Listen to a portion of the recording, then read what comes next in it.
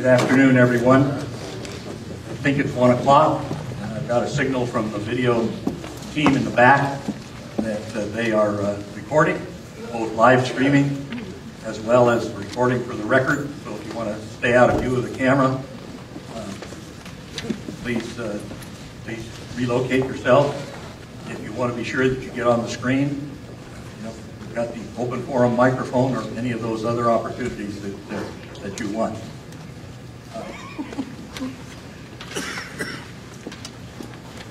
Call the meeting to order, and note that we have a quorum.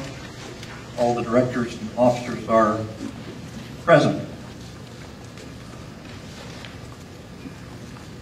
I'd like to appoint again John Felton to be the timekeeper, and as some of you will note, he's fashioned a lighting system now, just like they have at City Hall.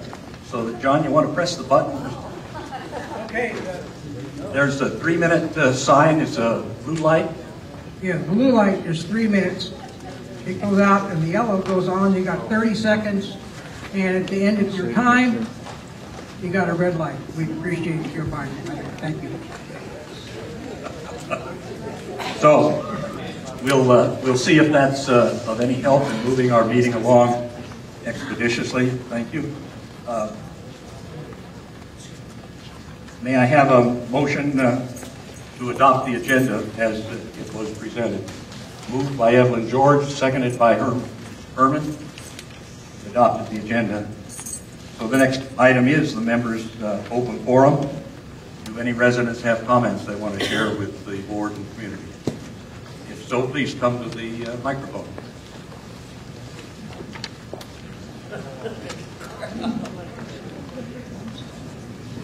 Check and see if that's on, Suzanne. Is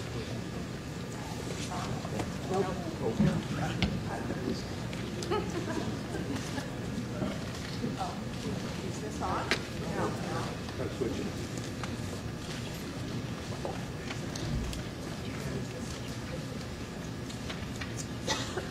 Kathy, is that on?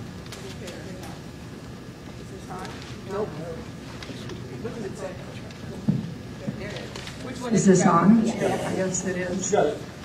Good afternoon, board members. My name is Suzanne Cassell, 7577 Oak Creek Drive. As the year 2013 draws to an end, I wish to take this opportunity to thank you all for all of your hard work in the past year. I am also in support of your proposed projects. Unfortunately, this microphone has been used too many times just to express criticism, negative comments, and alleged lack of transparency, which couldn't be any farther from the truth. I attend the majority of the board meetings and the workshops. I have been doing so for the past 12 years. I probably have missed maybe 4 or 5 meetings in all. I am very well informed, and that's all I need. I come here every time to listen to board meetings, and I really get tired of all the negative comments. So I wish to take this opportunity again to thank you, to wish you and your family happy holidays, happy New Year. Thank you. Greetings to you as well. Thank you, Suzanne. Good afternoon. I'm Valerie Moroki. My name is Valerie Moroki. I'm a new resident of Oakmont and of Santa Rosa, and am gloriously happy here. On December 6th, we walked out of our front door and encountered ice on the sidewalk and on the driveway, drove along Oakmont Drive and saw paths down from the houses that are up above a strip of greenery, and the sidewalk frozen solid. And we were very concerned about residents who might open their front doors, walk out, and slip and fall and injure themselves. So we took the next hour trying to locate who to call to get some help for the situation. And one office would send us to another phone number, and back and forth. We finally by the way, we live in the Orchard, so this is a new area, and it seems to have a different system for reporting maintenance problems than other areas. So imagine our confusion and our desperation as we were trying to resolve this issue on behalf of Oakmont residents from one end to the other. So our idea is that now that we have grown this big and have different maintenance chunks and different little communities, I think there needs to be a communication hub for the whole of Oakmont that has at its disposal all of the phone numbers, all of the contact information to handle emergencies that come up or semi-emergencies, or find some other way to put the information down. We had really no idea where to turn, and started with the OVA office and then went on from there as we were sent. So I propose that the board seek a solution that, you know, and then another situation happened, the wild turkey flew into the electric lines and knocked power out. Well, we and our neighbors didn't have power for a while, had no idea what happened and no idea when that would be resolved. And rather than each one of us calling PG&E, which we didn't, we just decided to wait it out, wouldn't it be wonderful to have a central hub of communication where we can resolve issues? Thank you. Thank you for your comments. This is perhaps a subject that the board could consider asking our communications committee to help us address. Derek? Just very briefly, can you hear me? Good. There is a system in place to handle these kinds of things, and if you are not a member of your local neighborhood Hope group, get a hold of Sue Hattendorf. She'd be happy to take your name and help you with that. We don't have a top-down communication system. It's almost impossible. We don't have the technology to do that. We have a very effective Hope group in place, which is used for all kinds of emergencies. So in the future, if you run into a problem like that, call your Hope leader, and they'll notify the people in the area to keep them out of harm's way, and that's the way the system works. Thank you. Hi, my name is Ernie Erler. I live at 7372 Oakmont Drive, and the item I'm discussing is pickleball. There is a location of the proposed new pickleball court, which I understand is going to cost approximately $70,000. Would you speak directly into that mic, please? Maybe they could turn up the volume some. No. Okay.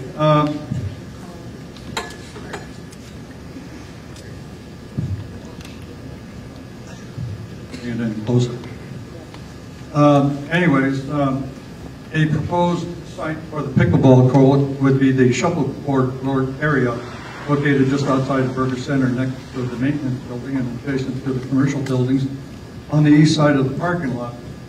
Concern has been raised about the noise element. It is reported that pickleball made of plastic, which is larger than standard tennis ball, and is hit by a racket larger than standard tennis racket, emits a noise described as a high-pitch ping. The noise factor from players and the pickleball court would tend to be intrusive to the employees of the commercial buildings on the east side of the court and people frequenting the swimming pool located just yards away. Also, the noise factor would be of concern to events that are held at the Burger Center, which includes church services, movies on Sunday, both afternoon and evening, lifelong learning classes, concerts, luncheons, other social events held by numerous clubs, and also the OVA Board Meeting. I was informed that there was a court case involving a pickleball court that was built in close proximity to residential homes, resulting in a noise abatement lawsuit, which resulted in a court order to halt the use of pickleball activities. Thank you. Thank you for your comments. As you may know, we have a committee working on this location question as well as construction costs. We'll be sure they get that message from you. Hi, I'm Ed Sutter. I live on Woodley Way. And you know, sometimes I get the feeling that certain members of this board, like politicians, forget that they were put into their offices by people who live here, and they tend to mistake power for responsibility. So, you know, each one of you is no different nor better than each one of us. And I think it's incumbent upon the board, despite their own particular feelings, to listen to the vocal majority of residents who want or don't want certain things done in our community. So I don't have too much more to say, but I think listening to the residents is perhaps the most important thing that you board members can do. Thank you. Thank you, Ed.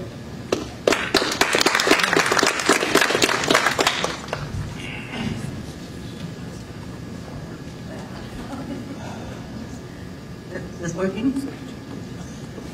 Okay. Harriet Paul, 6347 Meadow Ridge Drive.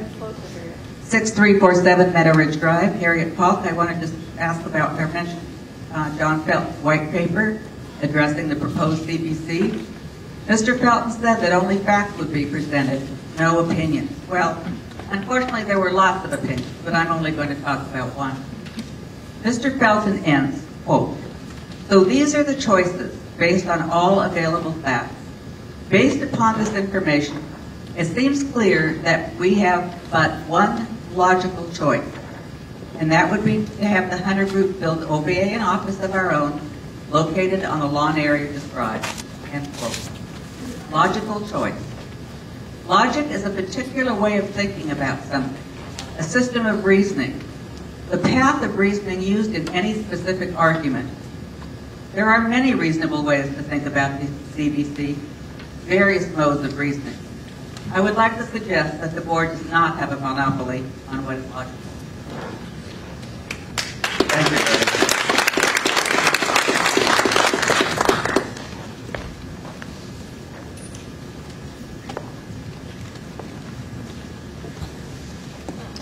Greg Goodwin, Old Oak Lane. I consider myself a concerned Oakmont resident, fortunate to have an uncensored or edited open forum for 3 minutes to express my thoughts about the CBC project. Please take note that there is nothing personal in my following comments regarding credibility and trust. Before I address this audience with my main concern, I'm compelled to point out what I consider, and I put it mildly, poorly written statements that recently appeared online and also printed in the Oakmont News. I'm disappointed that some statements were omitted, shortened, and misleading. One Oakmont News article left out any mention of the board's proposed discussed restriping of the central parking lot, which was put on hold due to a complaint of non-compliance with Santa Rosa City Ordinance. If the board and its advisors didn't know that proper approval was required to reconfigure the parking lot, to me it reflects ignorance. On the other hand, if the board knew approval by planning and design was necessary and pushed ahead with without following proper procedures, then credibility and trust come into consideration. In a lengthy article, Oakmont News, December 15th, John Taylor is reported to have said, "It is clear that the board must move forward next month on a new building project because if we don't, we forfeit $500,000. I have here in my hand the relative agreement. If anyone can show me where we forfeit $500,000, please point it out to me in clear language. Again, credibility and trust. Another correspondence needed to be brought to light is the white paper addressing the proposed new central project. Stated in the first paragraph, there will be no reference to opinions or unsubstantiated claims. Later, Mr. Felton states regarding the beauty shop owned by the Berger Foundation, the foundation has not been particularly cooperative when contacted regarding our possible interest in building. but their true aim is to hold out until real estate market recovers to its previous levels. I would ask, do you have or can you produce any written documentation to substantiate this statement? If not, that is opinion, and again I question credibility and trust. I'm running out of time, so quickly my main point. Briefly, I would bring up the potential value of the Greensworth becoming a park in perpetuity.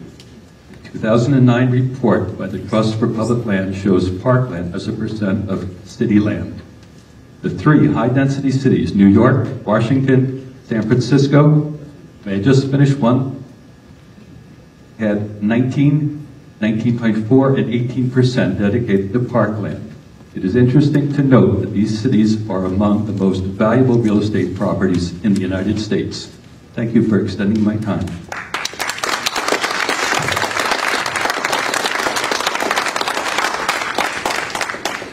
Thank you for sharing each of your points.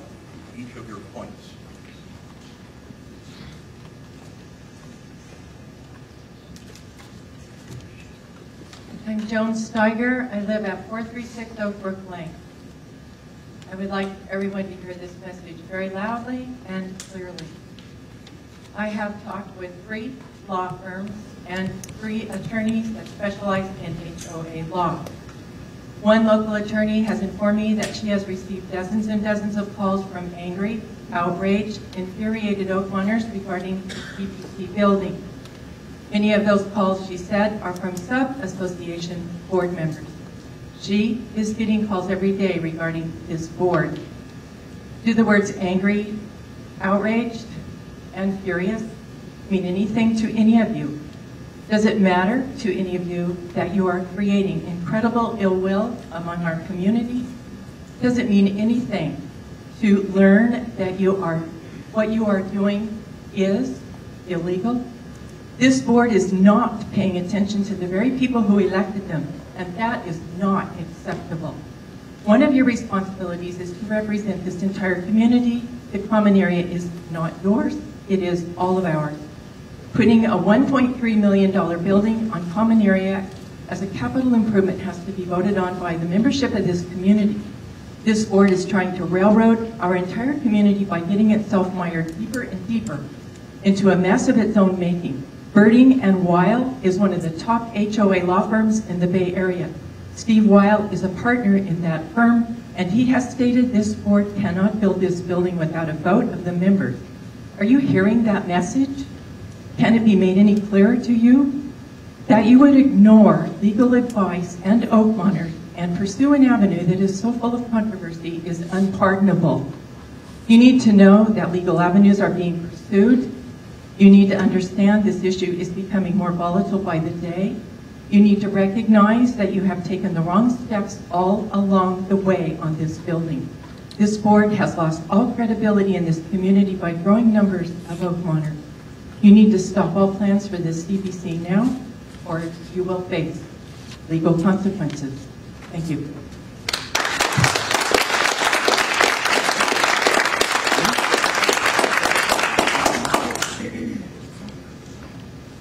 Susan Millar, 373 Greenfield Circle. Just a little history. I hope I can do it in 3 minutes.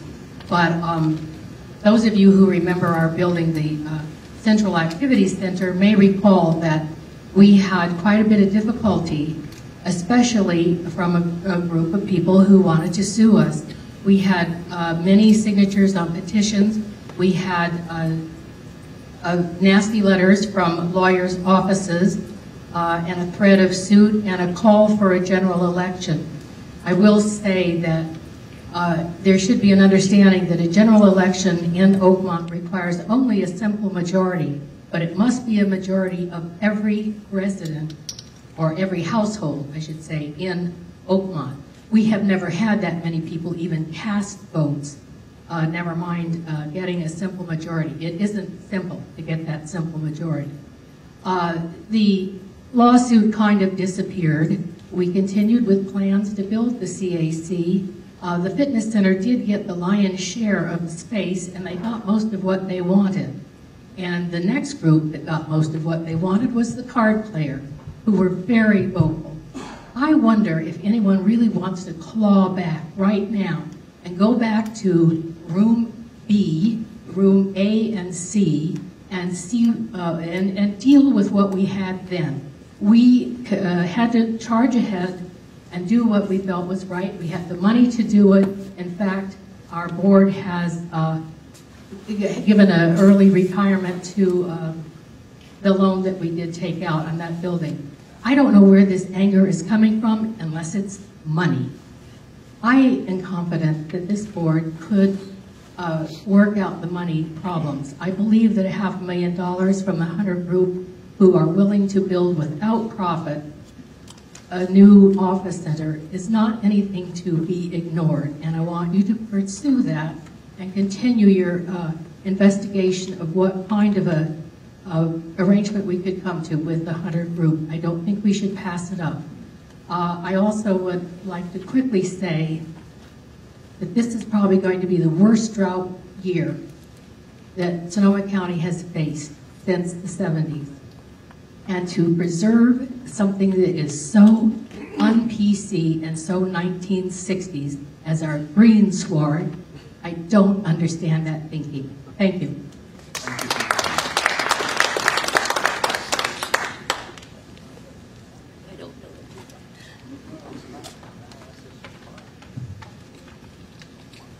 Yes, you guessed right. There's another poem coming.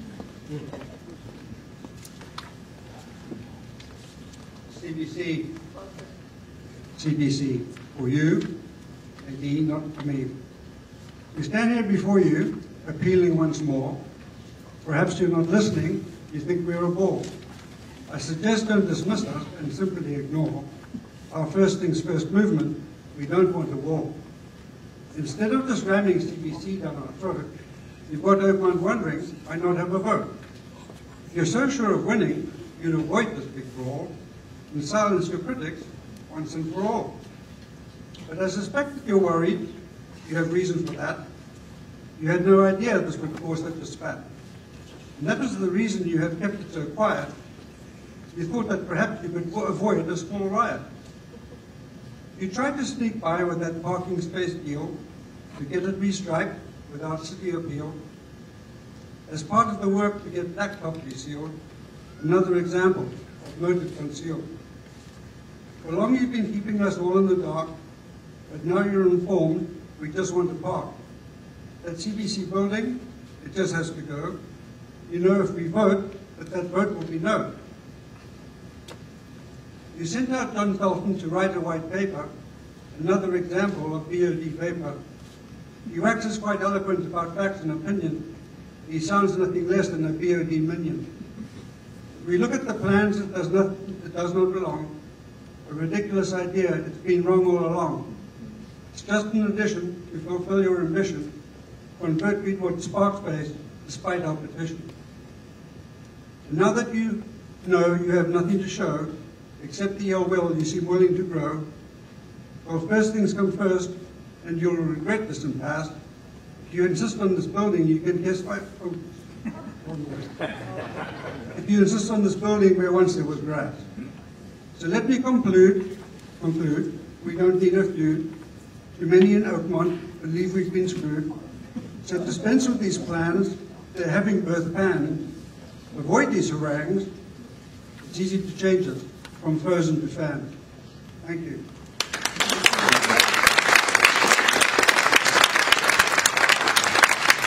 I'd like to go on. Before I conclude here, may I ask, apart from those who conceived this plan in the first place, are there any of those who are really in favor of this building?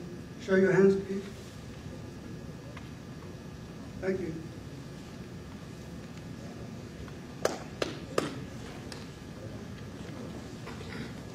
I'm Jim Sanner, and I live on Fairfield Drive.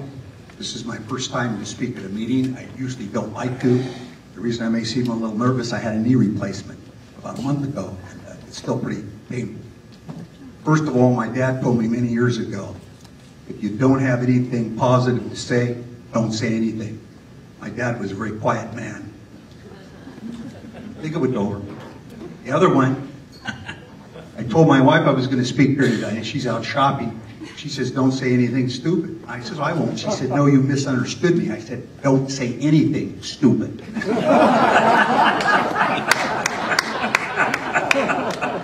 So now I'm going to go into the positive aspect. Times are changing. When Berger started Oakmont, he had control. There were 3 people. 3. I don't blame Berger for only having 3 people. He needed to have control of this community.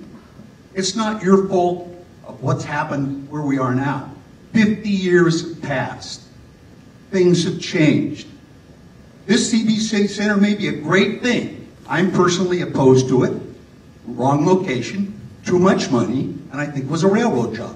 But that's my opinion. And I may be totally wrong. You must allow a vote. And here's why.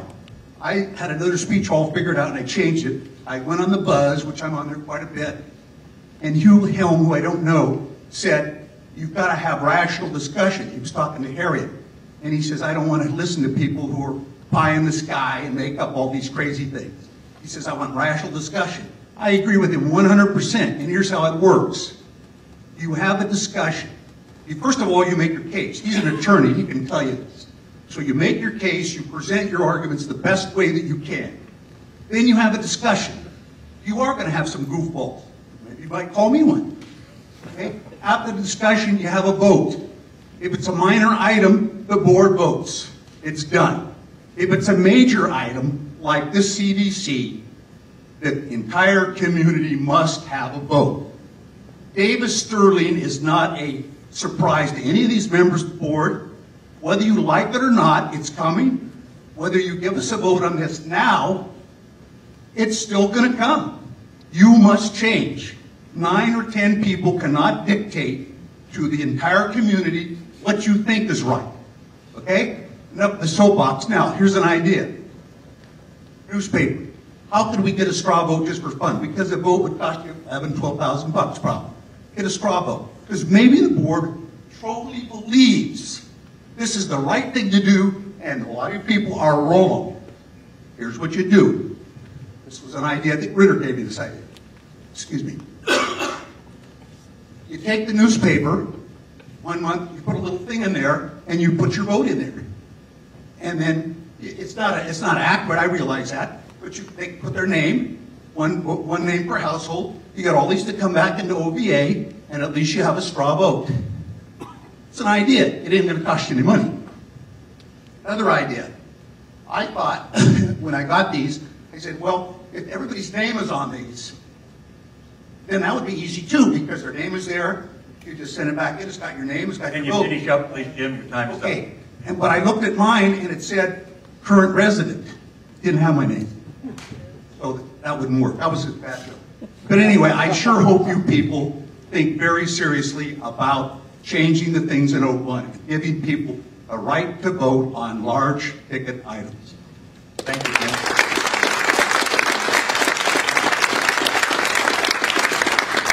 My name is Nancy Caldwell at 316 Mountain Vista Court, and I'm sort of nitpicking, if you will, but it can be a pretty big nit. In looking at the agreement with the Hunter Group, it appears that they have the choice to build the building that we're talking about or not, but it's up to them. And it appears that it's only after plans have been drawn that they get to decide, because they get to look at the plans and decide if they want to build it. That means that we have to spend a bunch of thousands of dollars preparing plans that they can then turn down. Is that correct? We do not have to present construction drawings to them, Nancy. Simply the schematic design with an estimated cost structure based on an independent analysis is sufficient. What's that liable to cost? We've already paid. So it wouldn't cost us anything more for them to see what we have so far. That's correct. No, not so far. What we have ready to present to the community on on January 10th is what would be sufficient to present to the Hunter Group. Interesting. One other comment. I'm not in favor of building the building, as you know, at this time in this location. It's possible that another building, smaller, in a different location would be fine. But I'm saying up front that I'm not in favor of what's planned now. But I also wanted to know why, as somebody else brought up, you stated, John, I think it was you, in some of the communications, that if the building's not built, that we would lose $500,000 if we don't do it, and that we have to do it now. John, you're shaking your head. Am I wrong? Did you not state that, John Taylor? I think we're getting into a discussion area that's not appropriate for the open forum. I'll be glad to talk with you about it. Okay, but I think a lot of people want to know, because that was in the written. Talk about it. That was in the written. It was in the written information, and you stated that we would lose the money if we don't build the building. We lose the impact fee money from the Hunter Group. It's my opinion that if we do not offer them a construction alternative, we will be violating our contract. That's as simple as I can say it. It's your opinion?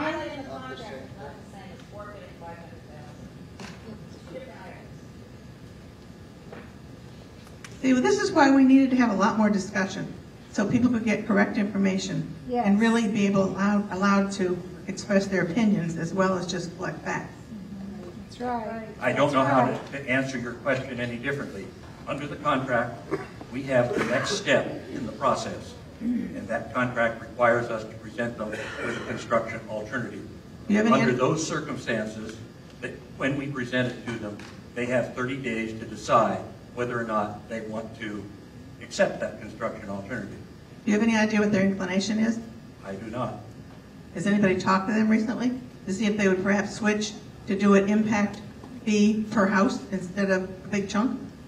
We have not, to my knowledge, had any discussions with them about it since, I think, March of this year. Is there any desire or plans to do that? We have a meeting, as you saw in the board's executive session statement, scheduled for this week to see what kind of time extension might be amenable to them. That's as far as I can go on it at this point. In that, can you also suggest switching to impact per house instead of the big chunk up front? We're plowing back into ground that they have made clear to us that they don't want to pursue. That's what I'm asking. So the answer is no, apparently. You know, I think when you get into negotiations, you can't tell what's going to come up. All I can tell you is where we stand right now. Okay, thank you.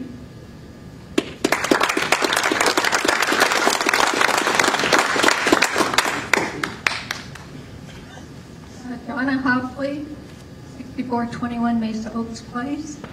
I want to take you back, John, to the archaeologics meeting that we had with the schematics of both the CBC and the West Rec Center.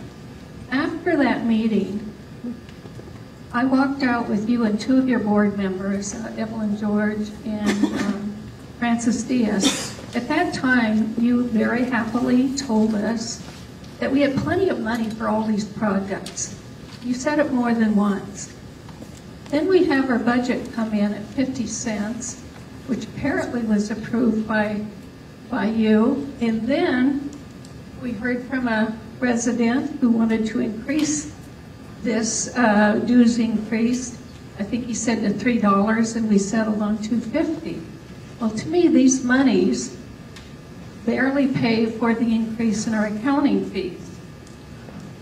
Now, the last meeting that we had, I stood up and asked the board to hold off voting on the striping of the parking lot, which apparently didn't happen until the city came in and said that we had to do a review. I, for one, am very upset about wasted money that we're spending from our dues monies for projects that are not thought through. I'm sure that if people would go back to our last meeting or the meeting before, when you explained to everyone in this room that Goodwill Industry attendants would be losing their positions if we didn't find a place to move the attendance center in Oakmont. Well, that's not true, John, and you said it twice. I'm sorry, I still can't hear what you're just saying. I said that I recall you saying, and it is on tape, twice where you said Goodwill employees would lose their jobs if we didn't relocate the attended collection centers here in Oakmont. Well, that's not true and it's not believable. So how are we to believe all of the financial information we've been getting over the last couple months? I think we need to be clear and concise and get some hard figures, financial numbers. And I believe that Malcolm, knowing what's going on in our community, could come up with could come up with a solution for us, and I hope we are talking about it. Thank you.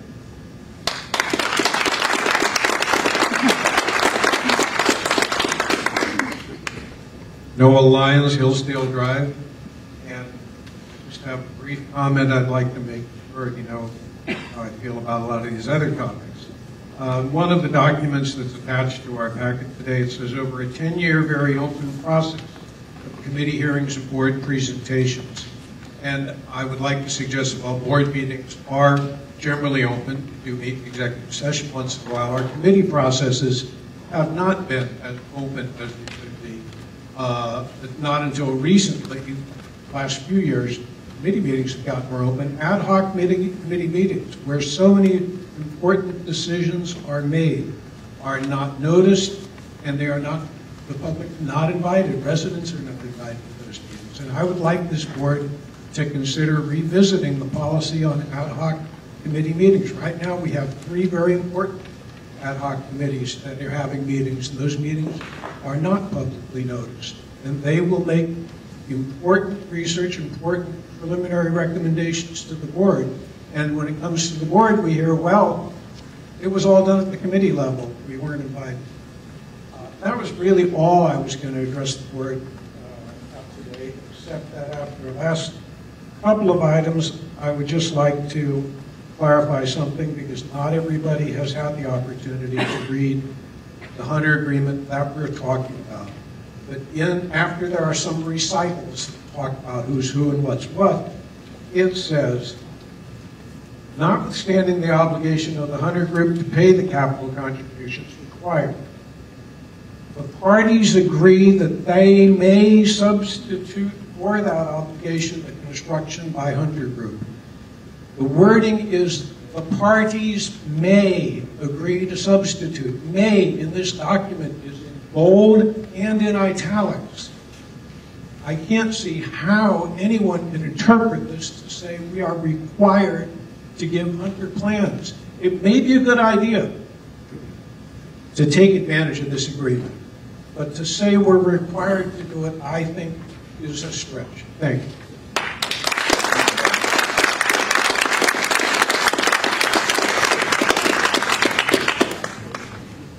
We can now close of the open forum, on to the next item on our agenda.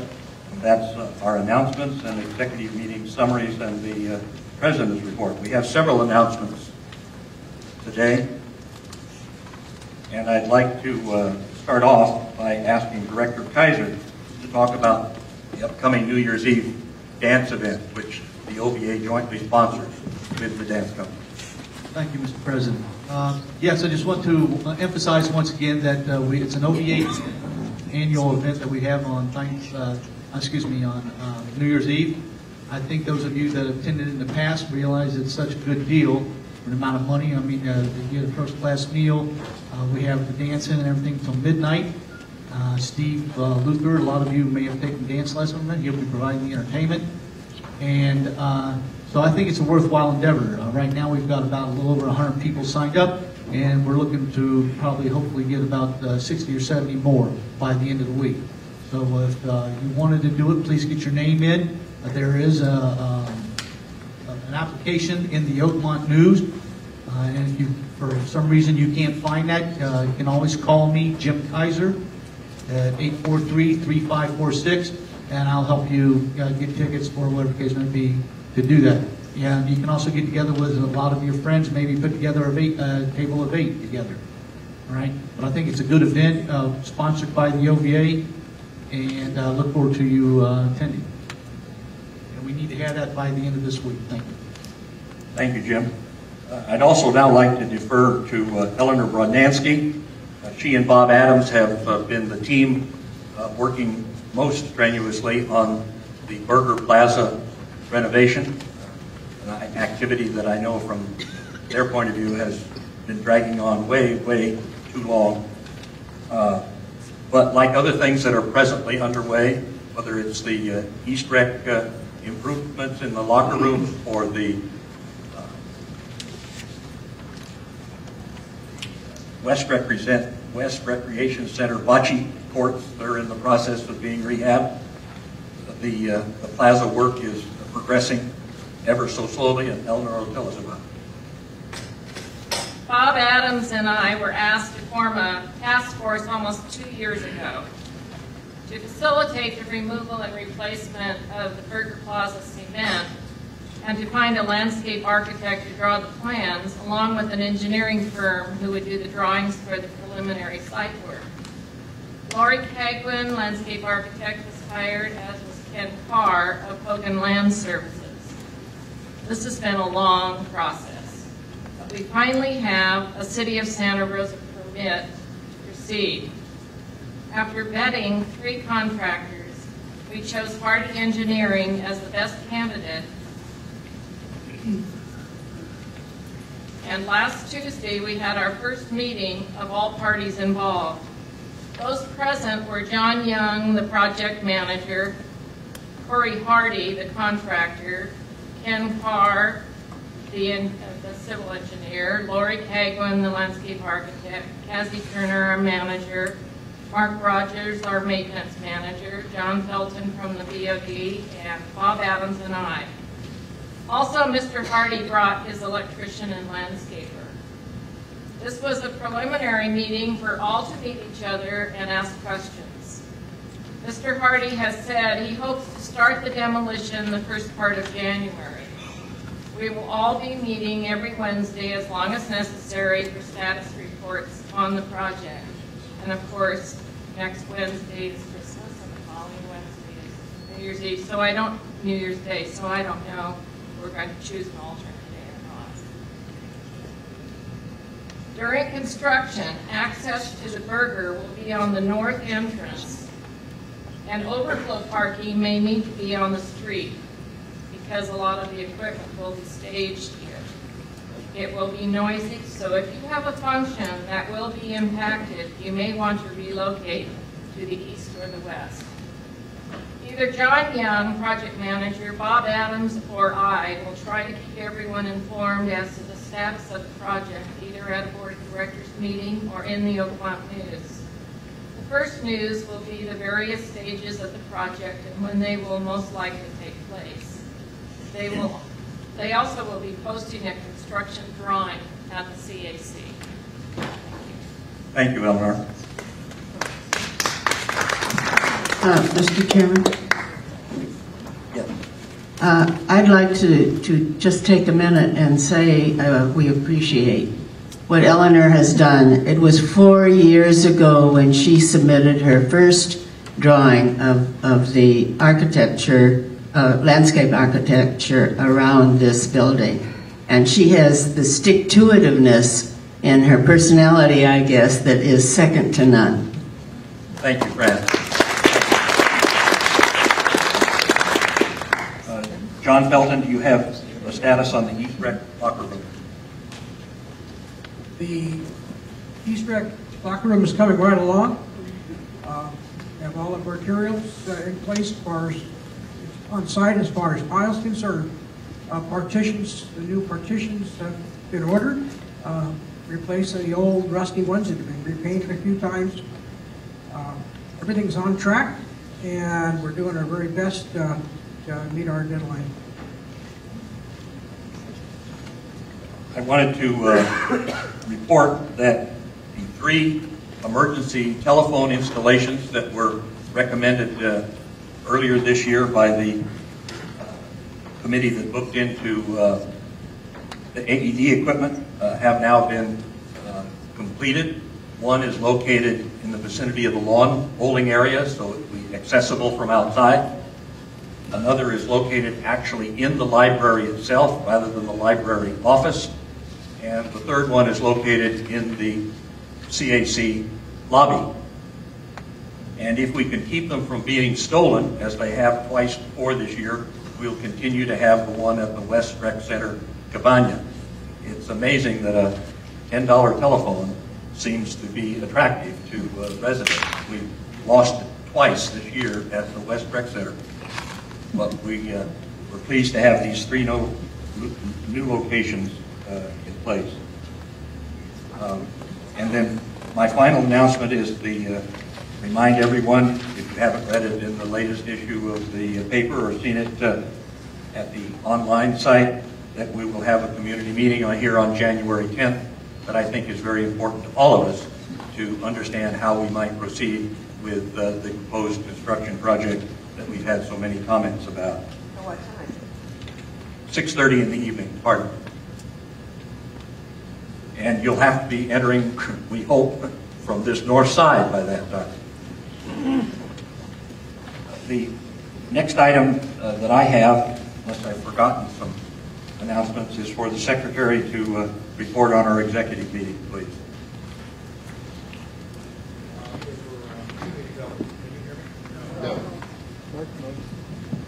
Is that on now? That better? There are two executive committee meetings I'm going to report on. First was November 19th, at which all the board members were present, as well as for association. Yeah, sorry about that, guys. Association manager Cassie Turner, myself, and the first item, three architectural members, Marianne Neufeld, Gene Whitridge, and Jim Husby. Anyhow, the first item had to do with an architectural violation. The architecture committee made a presentation and was excused, and then the decision was made to seek legal opinion regarding the matter. The next item was another relatively legal matter. It had to do with a matter involving a contract. Can hear you. It involved a contract, that was in dispute, and the board is awaiting a report from his attorney on that matter. The third item had to do with an architectural violation with a resident where there were possible safety and health concerns, but it turned out that there had been no formal complaints from neighbors. There was no way to verify the safety concerns, and so no action was taken. At the December 12th executive session meeting, all the board members were present except Jim Kaiser. Also present were Cassie Turner and myself. Present for the first item. Also present was Pat Emmerdale and Bob Gidding. The first item is a contract matter, which I think has been reasonably well reported on in the online next door and as well as Buzz, so you know all about that. And the other item was a architectural matter in which there was a review of two legal decisions, opinions regarding a matter that's pending, and there was a decision, there was a decision at the end of that to notify the homeowners about the matter and see if further action is going to be taken. That's all. Thank you, Hugh. That completes our item 4. We go to item 5 on the agenda, and that regards actions taken outside the board meeting, and that is listed there regarding the Burger parking lot because we deferred the restriping that has been mentioned during the open forum comments. I wanted to bring you all up to date on what transpired that led to that deferral. The alligatoring repairs were scheduled and done on Thursday and Friday, the 5th and the 6th of December, and we were pleased to have that kind of repair done to avoid having potholes develop in our parking lot. The second issue regarding restriping was deferred as a result of a resident's call on Wednesday, December 4th, questioning a permit violation. The office received a call from senior planner Noah Hausch, whose call was in turn referred to me. He is the senior planner in the community development office of the city, and he called to ask what was being done out there. I explained to Noel that we had two projects underway, a roughly $18,000 project to correct an alligatoring situation and prevent potholes in the lot, and a roughly $3,000 project to restripe the parking spaces from a 45-degree angle space and into a 60-degree angle space with a full 9-foot width on all of the parking spaces. I told him that the architectural firm designing it had been to the counter in the office and discussed the dimensions and details of that restriping, and were advised that no further permit action was intended.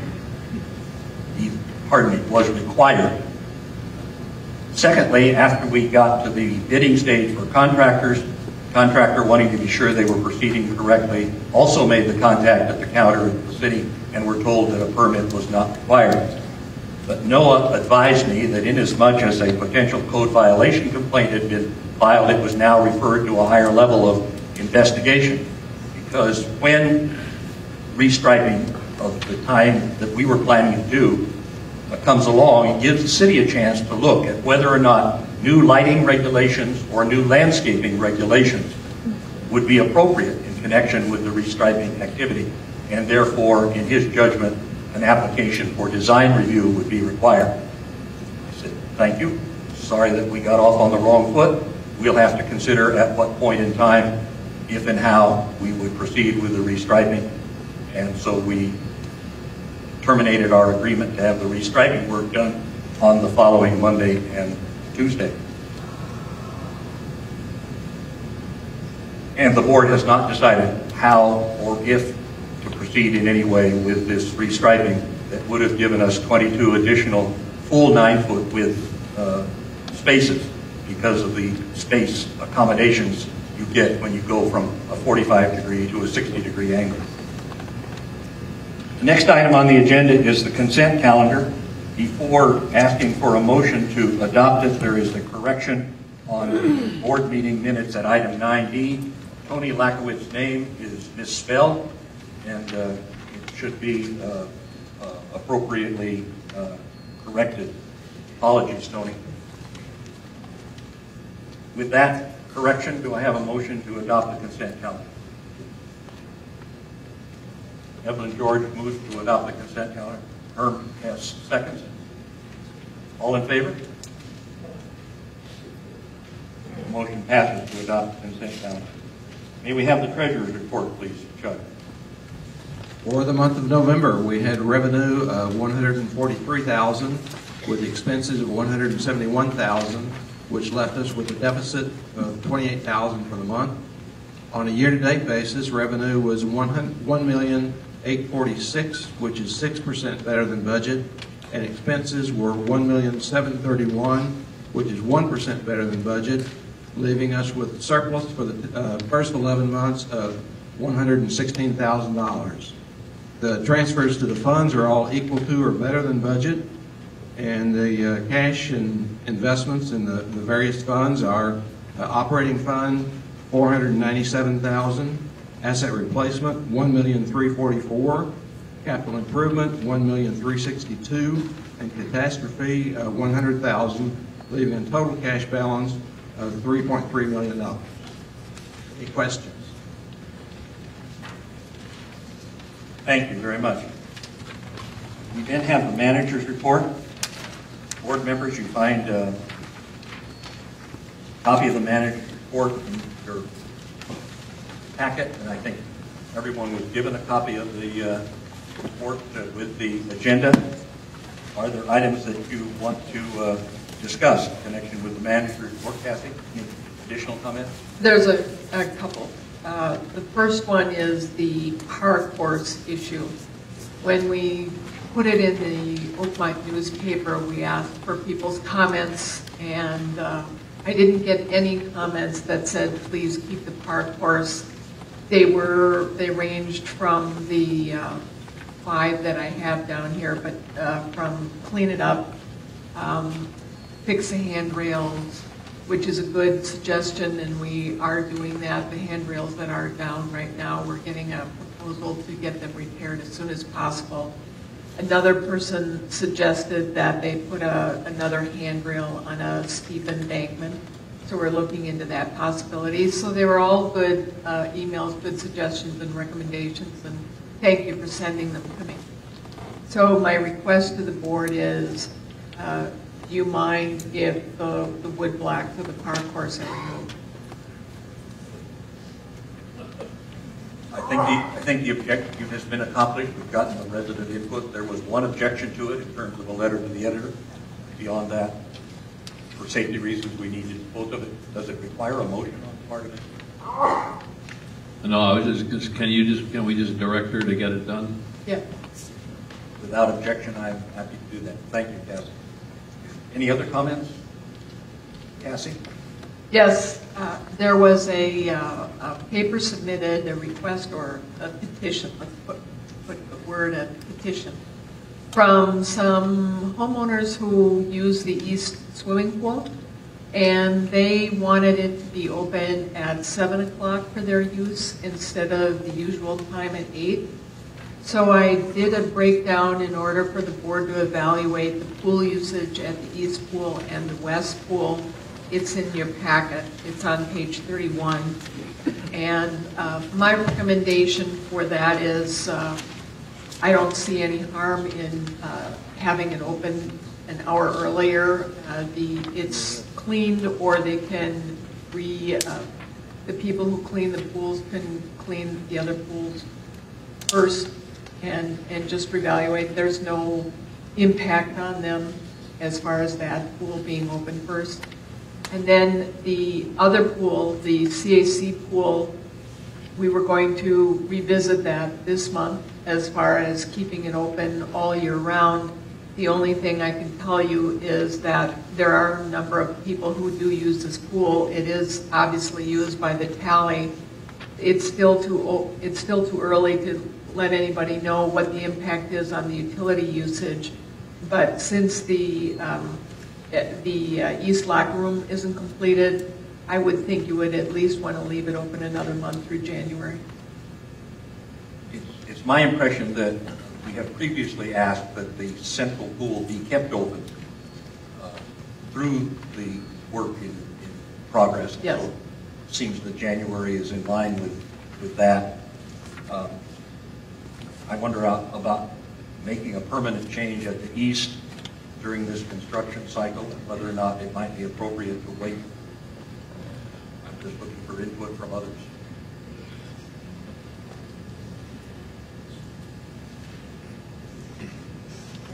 Yes? Possibly I could further the comment that you desire, but I don't understand the form that we received. Is this the use of each of the pools? What this is I broke it down to just the two pools because just the CAC and the ERC. And what it is it lists it from hour to hour, just in the early parts of the day up through noon, to tell you how many people use it at 8 o'clock, how many people use it at 9, and the count and the tally. So you saw how many people were using the pool during those hours. Thank you very much. For those of you in the audience who don't have this chart, as an example, at 7 o'clock in the morning at the central pool, the numbers on a daily basis range from 0 to as many as 4, generally speaking an average of about 2. And at the East Recreation Center, starting at 8 o'clock, the numbers generally run in the 3 and the 4 people range so far as that goes. And so I think one of the questions that the board needs to consider is, are there any related costs for this smaller number of people using them at particular times? Do you have any comments? Now that's exactly what I think we need to look at is, I think during our construction and the turmoil and the other, I think we need to keep everything open as much as we can now, but as far as long range change in hours, we need to look at the cost involved. Excuse me. Have a comment, please. Just a moment, I'll get you my Do you have utility figures that show what the... Not yet. I think that's still to come. Okay. Mike? It mentions that, you know, the card activated and that's how the numbers were calculated. But there are a few people that come into the fitness center, either work out or not, and go through the door into the swimming pool the back way. So there is going to be a slight increase, I don't know how many, not too many, in the numbers that you have here, if they were the numbers only activated by people going into the pool entry. Thank you for the reminder. We sometimes forget there's a back door to the pool. So let's continue to look at it, leaving the central pool open at 7 and the east pool open at 8 for the months of December and January.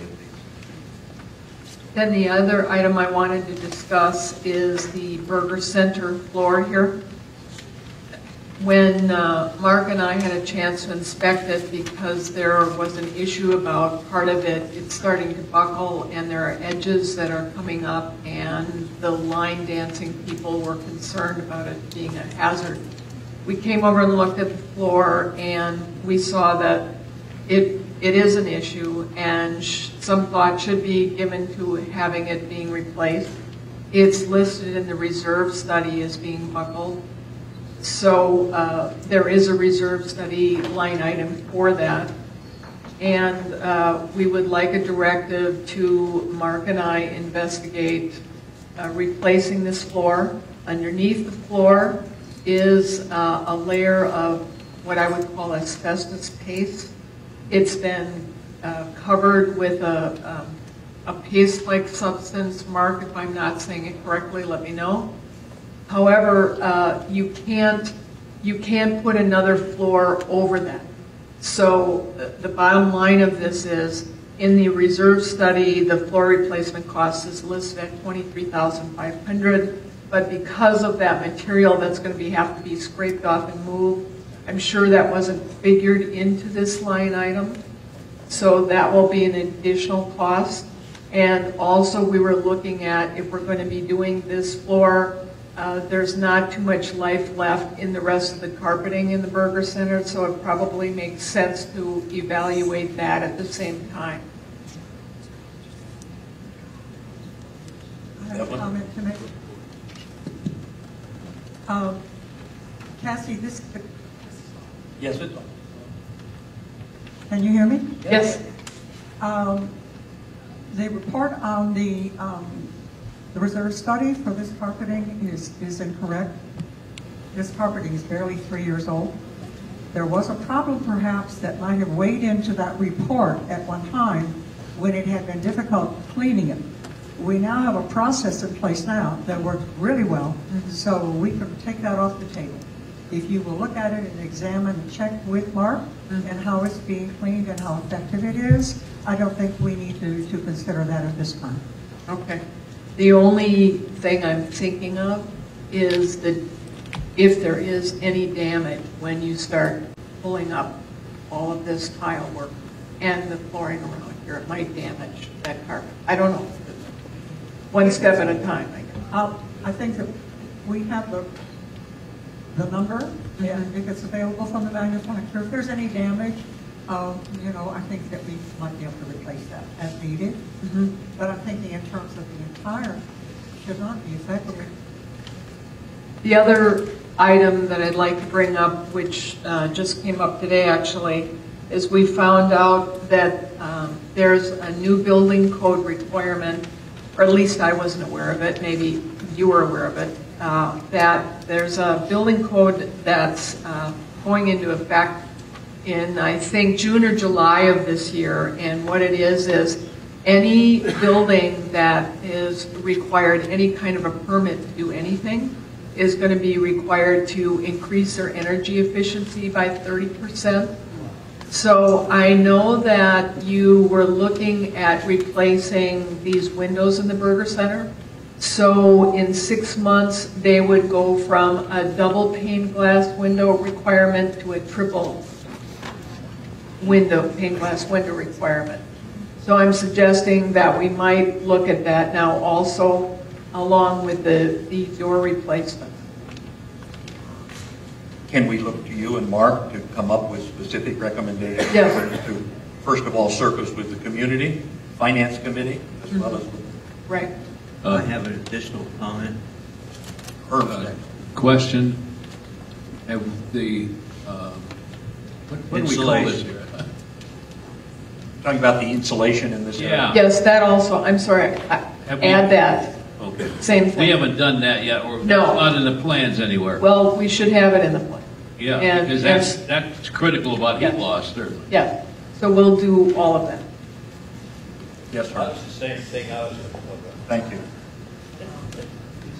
Mr. Chairman, regarding, Cassie, you were saying that that's if you want to remodel a building, or do we have to effectively retrofit all of our buildings?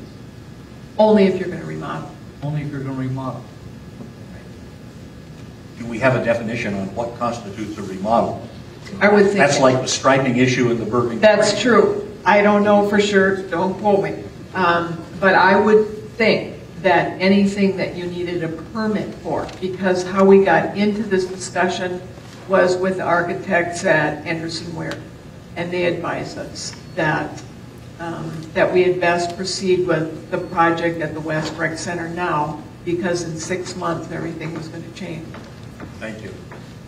I'd like to bring to the attention of our audience another item in your report, and that has to do with the Oakmont Automotive request to the City of Santa Rosa for a dispensing station for propane. I believe our new owners of that property are making a gallant effort to bring it back to be a supportive facility as far as the community is concerned. And they have a pending hearing under a city permit to have a 500-gallon propane tank installed as opposed to the old one that used to be there.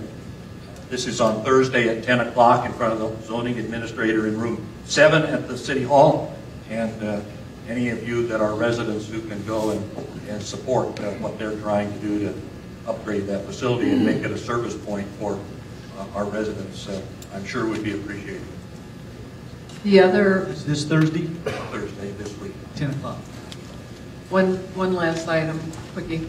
It appears that the shades that were installed in the gym were installed in the wrong area, which at first thought I thought, well, it's not a big deal. You take them off at this side and you put them on this side, but I didn't realize that the shades were custom. So we're not able at this point to find out what happened.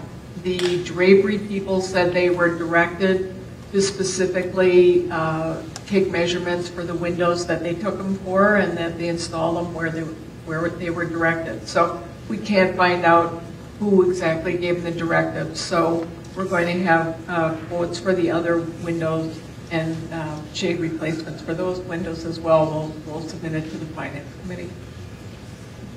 Thank you. Any other questions on the manager report?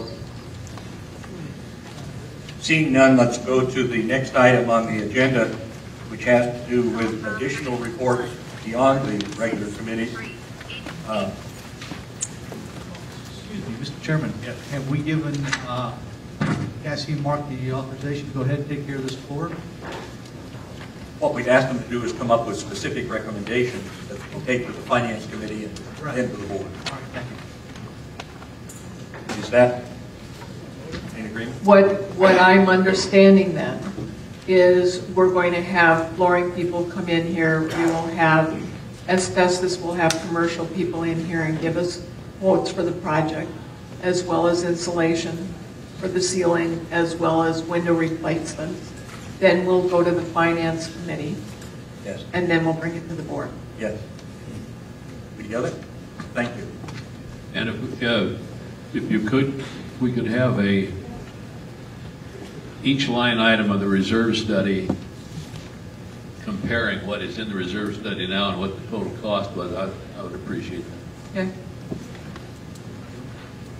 Under the heading of additional reports, we have a classification for the pickleball committee.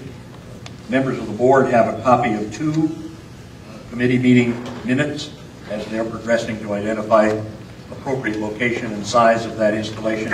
Is there anything that any member of that committee wants to elaborate on at this time?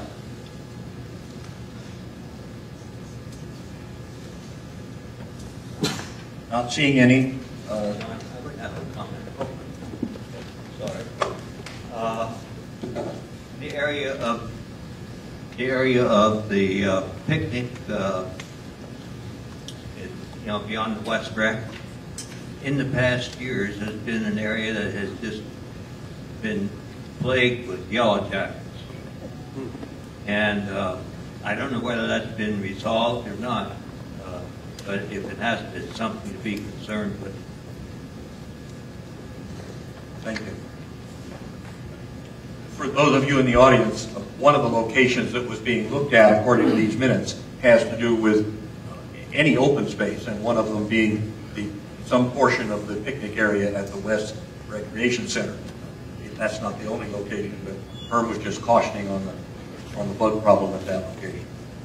The pickleball committee, a fast update was we didn't think that area was viable because of the size of the area and the location of the trees. It's too shady and there would be constantly leaves falling on the court. So we're kind of ruling that out for the moment. The second item B under item 9 is Bob Giddings giving us an interim report on what the Central Project Design Team has been working on for the past 6 months.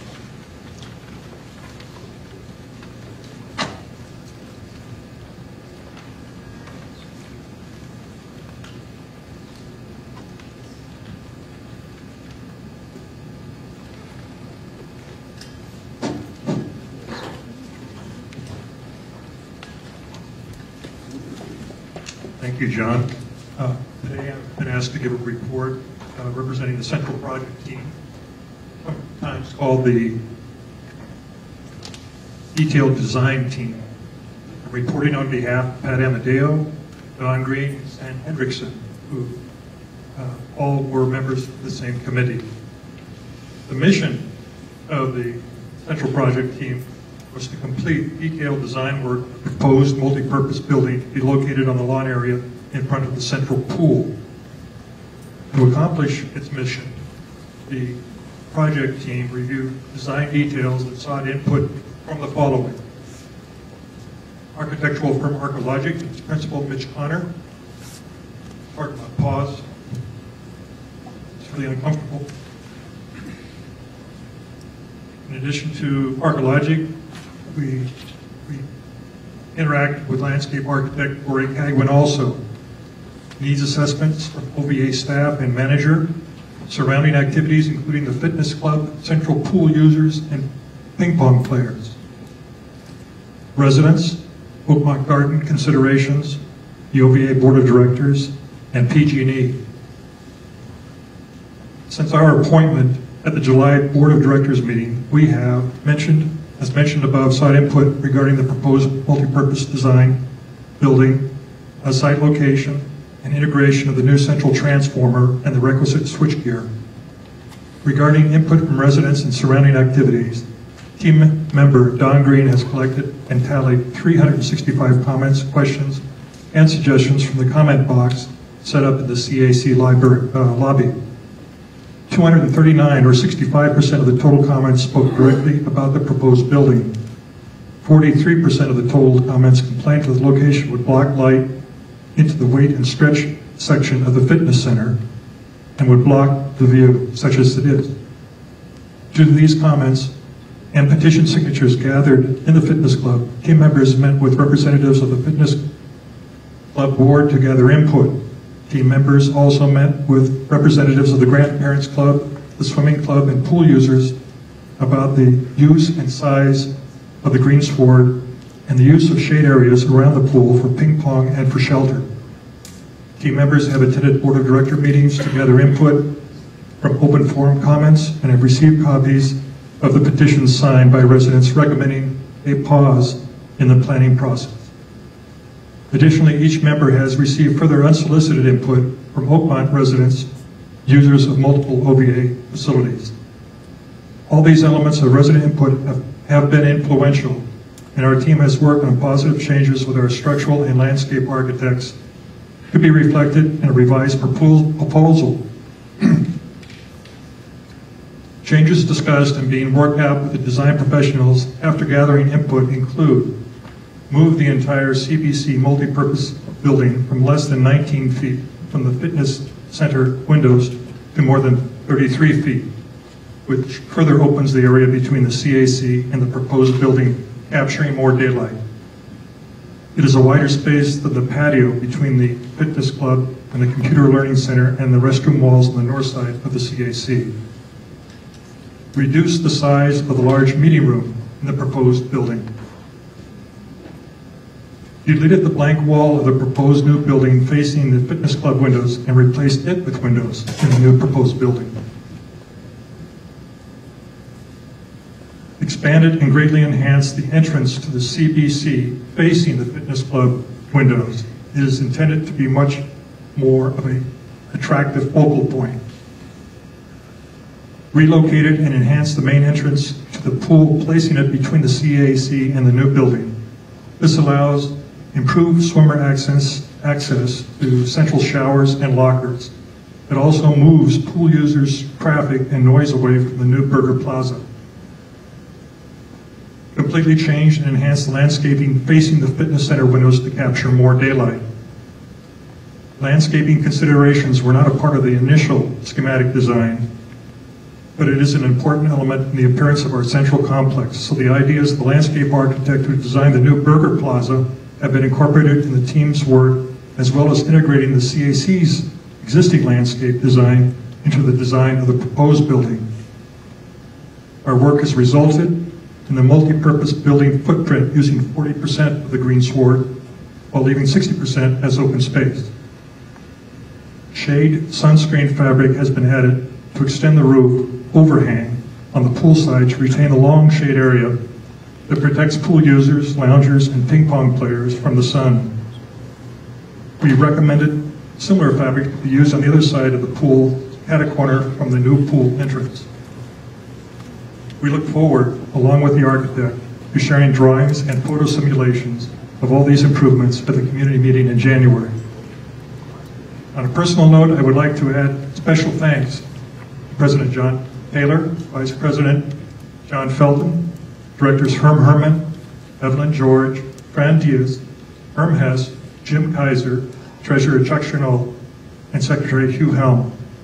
Within their responsibilities, each has given a great deal of their personal time, life's knowledge, and commitment to examining many aspects of the proposed CBC, not to mention all the other aspects of OVA governance. The committee is sincerely grateful for your guidance. Thank you. Thank you, Bob.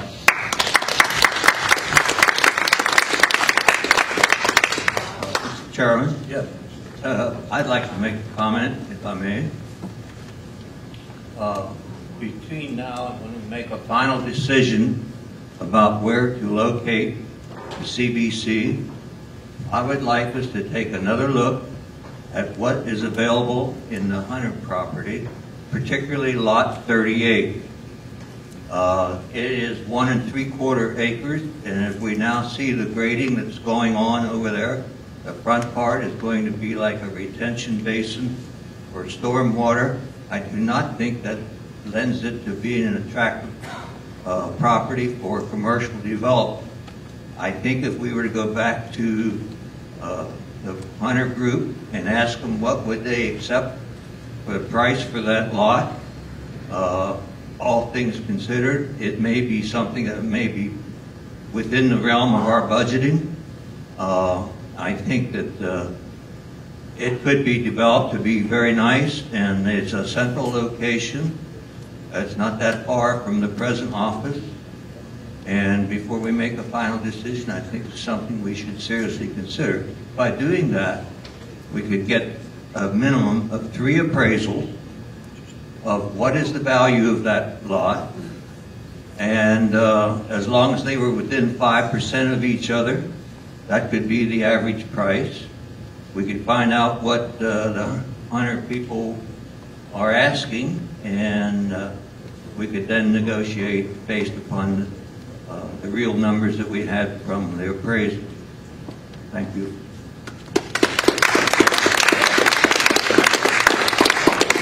I think it's important for us to have all these ideas out on the table.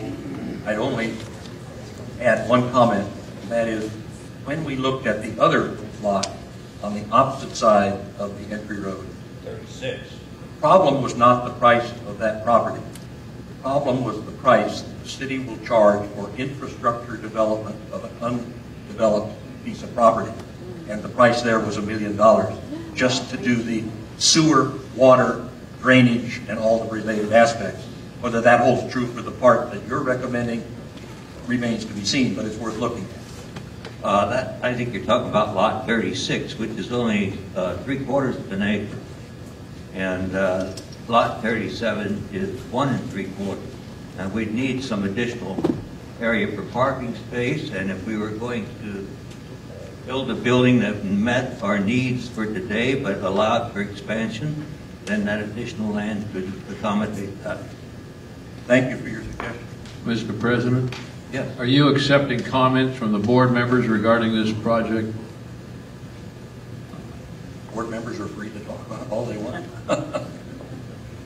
I have. It's part of this interim report. Pardon? We've had an interim report as an agenda item. If you'd like to comment on it. This is commenting on an interim report. Because on January 10th, where we're having this meeting, I think it's going to be imperative that all factors that have gone into making their decisions are pretty well spelled out. As many of you know that I've been against the present CBC proposal for some time, but I should make it clear that my objectives are not to the new office per se, but to the location proposed and to the need to step back and consider all alternatives. I could well be wrong as to my objections to the location, but I am not wrong as to the need to slow down the process. And we don't need the flaws. That just wastes time. And we, at an executive meeting, we did agree that we are going to make every effort to slow that process down. But I'd like to suggest a couple of approaches for that meeting on January 10th. First, the ad hoc CBC committee and or the architect should be very clear on why some decisions were made that were made. Specifically, I think it would be helpful for our members to understand this entire process if we had answers to the following 6 questions. A decision was made not to consider the space in front of the CAC. There's 4,800 square feet there at that location in front of the 2 wings of the CAC. The reason given was cost, but we need to know just how much would the use of that space increase the cost over the present proposed site. A decision was made for the present L-shaped, sort of elongated building. Usually, a square building is more economical as to cost. Why was the decision made for the longer L-shaped building? A decision was made to locate the office section of that building at the Berger end of that property, adjacent to the swimming pool, rather than the other end. Now, by the way, these may all be very valid decisions, but I think that the public needs to know the reasons behind these decisions. Why was that decision made as to the location of the office? What consideration was given in this whole process to the potential parking problems and access problems to the office when the parking lot may be full for a popular event? One of the alternative locations that was rejected was the beauty parlor building owned by the Berger Foundation. Again, a reason given was cost and difficulty in negotiating. Could we have the cost estimate used as a basis for this decision, and just who at the Berger Foundation was contacted and the details of that negotiation? Another alternative, and this follows up, Herm, with your suggestion, was one of the commercial lots in the meadows. Again, I understand this would be quite expensive to develop. Was there a rough cost estimate? Those are the things that I think we should expect from the ad hoc CBC committee. However, this board has some definite responsibilities that we have overlooked. The second of my part of my proposal is that we as a board must be much clearer in describing the different funds that would be used for these different projects. And I'm talking about the difference between the asset replacement fund and the capital improvement fund. These are two separate funds that are financed differently and that can be used differently. I don't believe that we have adequately explained these differences to most of the people in the community. We should tell them how the revenue is generated for these funds, what they can and cannot be used for, and what is now scheduled or considered for the use of these funds. Because I really believe we've been remiss in not properly explaining this in the past.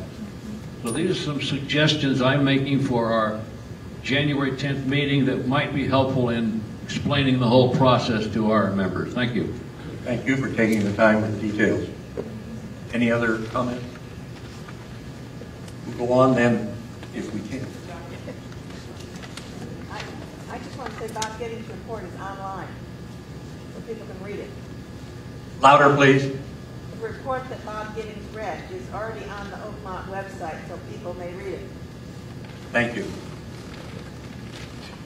If you didn't hear her, she is saying that Bob Giddings' report, interim report this afternoon, is posted on the website.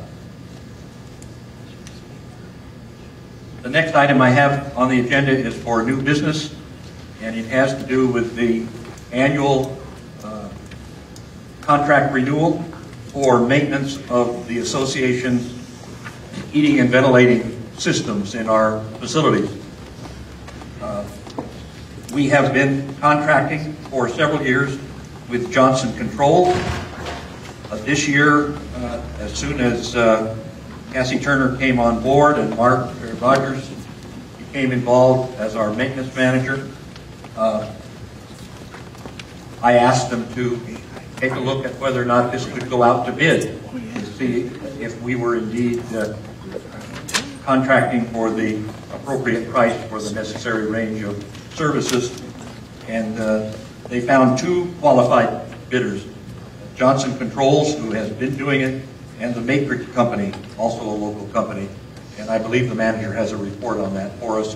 And you have a packet starting on page 35 in your board manual.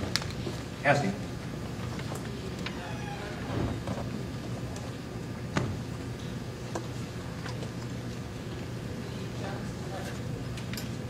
Green. I did a matrix evaluation of Johnson Controls versus a company called Matrix. Matrix is located in Concord. They do commercial office space. We found that these were the two largest companies that could meet our needs, and they also do equipment software upgrades that monitor our system. So Johnson Controls came in at $11,748 for an annual cost, and Matrix competitively bid at $8,578. The only plus side I could see with going with Matrix, although we did properly vet them, we're very comfortable if the board decides to accept the one-year agreement with them, is that for the software update, Johnson Controls, that is a separate agreement, and it's an additional agreement, and Matrix is going to come up in and upgrade our software system for no charge. So your recommendation is that we're recommending going with Matrix, and we'll save the association $3,170 a year. Questions from members of the board? Yes, yes, Mr. Chairman. Not to beat a dead horse here or get too nitpicky, Cassie, but I believe, in fact, by you suggesting to go for us to go with Matrix, you're saving closer to $8,000 instead of $3,000. Because if I read your report correctly, Johnson, as you just said, does not provide software, and Matrix does. It's included part of the price, correct? No, we already have the software. So there's already controls in our system. Yes, but you still got to do maintenance and update on it. Right. Right. That's going to be part of the contract with Matrix, but Johnson wanted another $4,000 a year in order to do that. in order to completely upgrade the equipment. That's right, that's what I'm saying. So in actuality, we're saving the association somewhere close to $7,000 or $8,000. That's how I read it. Thank you.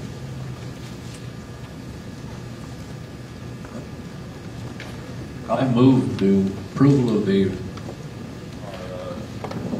maintenance service agreement for controls to the Matrix firm. Been moved by Herm Herman. Is there a second? Herm has seconds it. John, you want to say something? No. Thank you. Everybody wants a second, money saving. Thank you. Any discussion? I don't see any comments. All in favor of the new contract with Matrix, say aye. Motion passes. Thank you. The second contract that we have has to do with the Oakmont News. There are minor changes as far as that's concerned, but would you tell us about it, please? Yes. The Oakmont News publication, there hasn't been a contract renewal, official contract renewal since 1998. So we decided that it was time for a new contract, and basically it's the same contract. OVA receives $3,000 annually from CJM Production. There's no change in that fee. The paper continues to be published on or about the 15th of every month. The contract terms for 1 year with a written notice of 90-day termination. The old contract gave OVA 200 free copies to the OVA office. She wanted to give them 100 free copies. I said, let's split it, and can you please deliver 150 free copies to the office, each publication? She said, fine. The old contract stated the newspaper was not to exceed 32 pages, and the new contract says it's not to exceed 36 pages. So I'm recommending that you renew the contract. My only question about it is, what governs the size of whether she prints 28 pages like the current edition, or 32 or 36? It's both advertising and content. So she has to sell enough advertising for us to get 36 pages? Yes, and sometimes there's more content than normal from us. I just like the idea of increasing it to 36 if possible, because we have had a couple of times when she has had up to 36 pages, and I felt it was a much better paper because of it. I think so too, and I love the work that Marty and his news team do, relative to broadening the straight news in addition to the club reports and so forth. So anything we can do under this new contract to make use of additional pages, and we could get them to dedicate another page to use for their efforts, that would be wonderful. You got a comment, Al?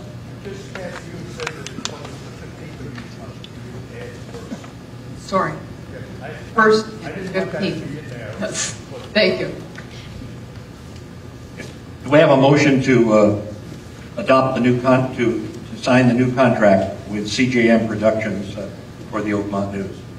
Moved by John Felton, seconded by Evan George. Discussion? All in favor? Thank you for that work, Cassie. And next we have the final contract.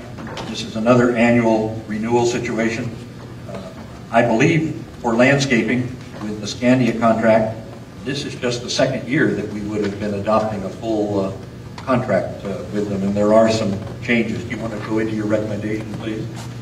Well, we had Scandia combine their contracts, so the rec center, the bowling green, the Pythian entrance, and the medians were all included in the contract. That total monthly cost is $5,918. When this went out to bid, I believe it was last year, there were specific rate increases that were included, that were allowed, and so Scandia didn't come up with this number. This was a number that was in their contract that they could increase that amount.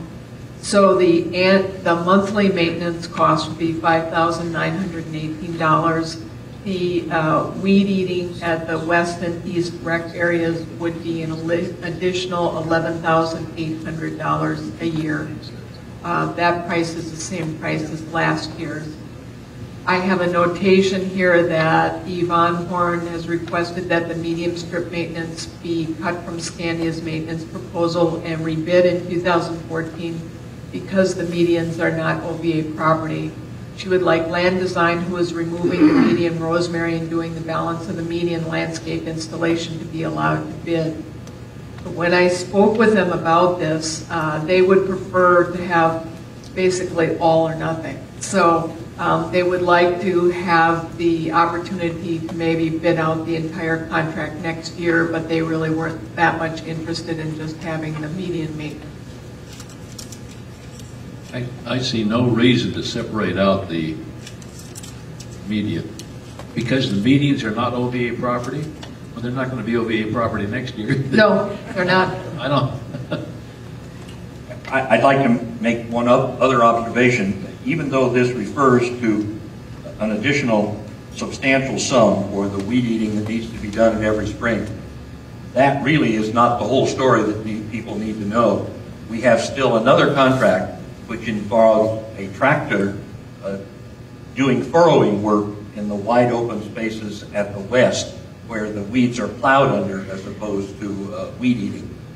And secondly, depending on what weather is like in the spring, this weed eating only accounts for the first cut, so to speak. There are times when we do it in order to improve the appearance and prevent any fire damage, but we also have to do it a second time because of growth that takes place. So this is just a basic contract as I see it.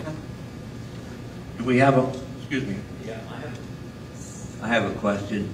There's weed eating that goes on in the back of my property, which is OVA property, that just kind of goes all along where the park course is on that around. It's not the plowing kind of thing. This is actually weed eating. Is that included in this item too? Yes. Yeah. I move that we go ahead and approve the contract. Scandia contract. Do we have a second? Herman, second. Yes, Evan. Discussion? Discussion. I'd like Cassie to go back and look at our contract that we have with Cagwin and George, which is in our files. It is the year before Scandia came on and replaced it.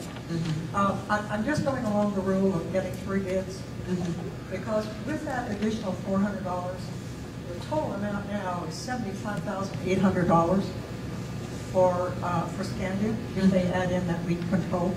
I think we have some competition or perhaps a better contract going back to Cagwin and George. So if we do Land Design, Cagwin and George, and Scandia, and compare those 3 and get those quotes all in line, we might find we'll have some savings. There's a couple of issues with that. And one is that Scandia's contract is up January 1st. So I have no problem with that. But what I'm saying is this price increase would be $5,980 effective January 1st. So are you telling me that that you're not happy with their work? Is that what you're... I mean, do you always bid out? In other words, do you bid out your landscape maintenance contract every single year? No, not necessarily. And if we really do have a good contractor, we generally would stay with them. I was liaison for Landscape Improvement Committee when the new contract for Scandia came into place for the first time. I didn't have a lot of input, you know, as a board, as a part of the board, I approved it. But I really did have some doubts as to whether our service was as satisfactory.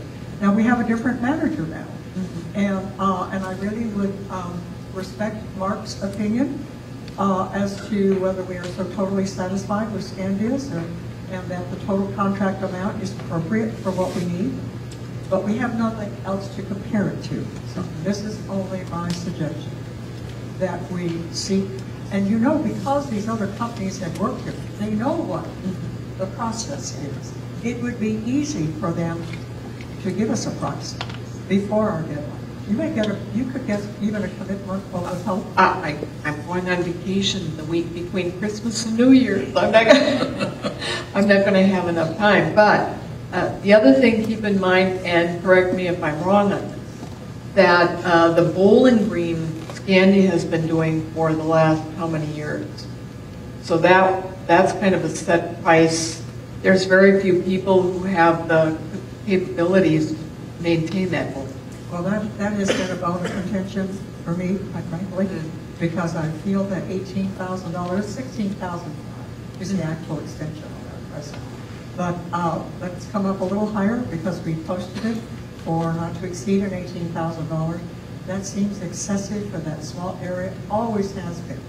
And I don't know that we've really been able to do due diligence in trying to get some competition to come in and do the same work. And I realize we're coming down to the line here. And I will ask you this.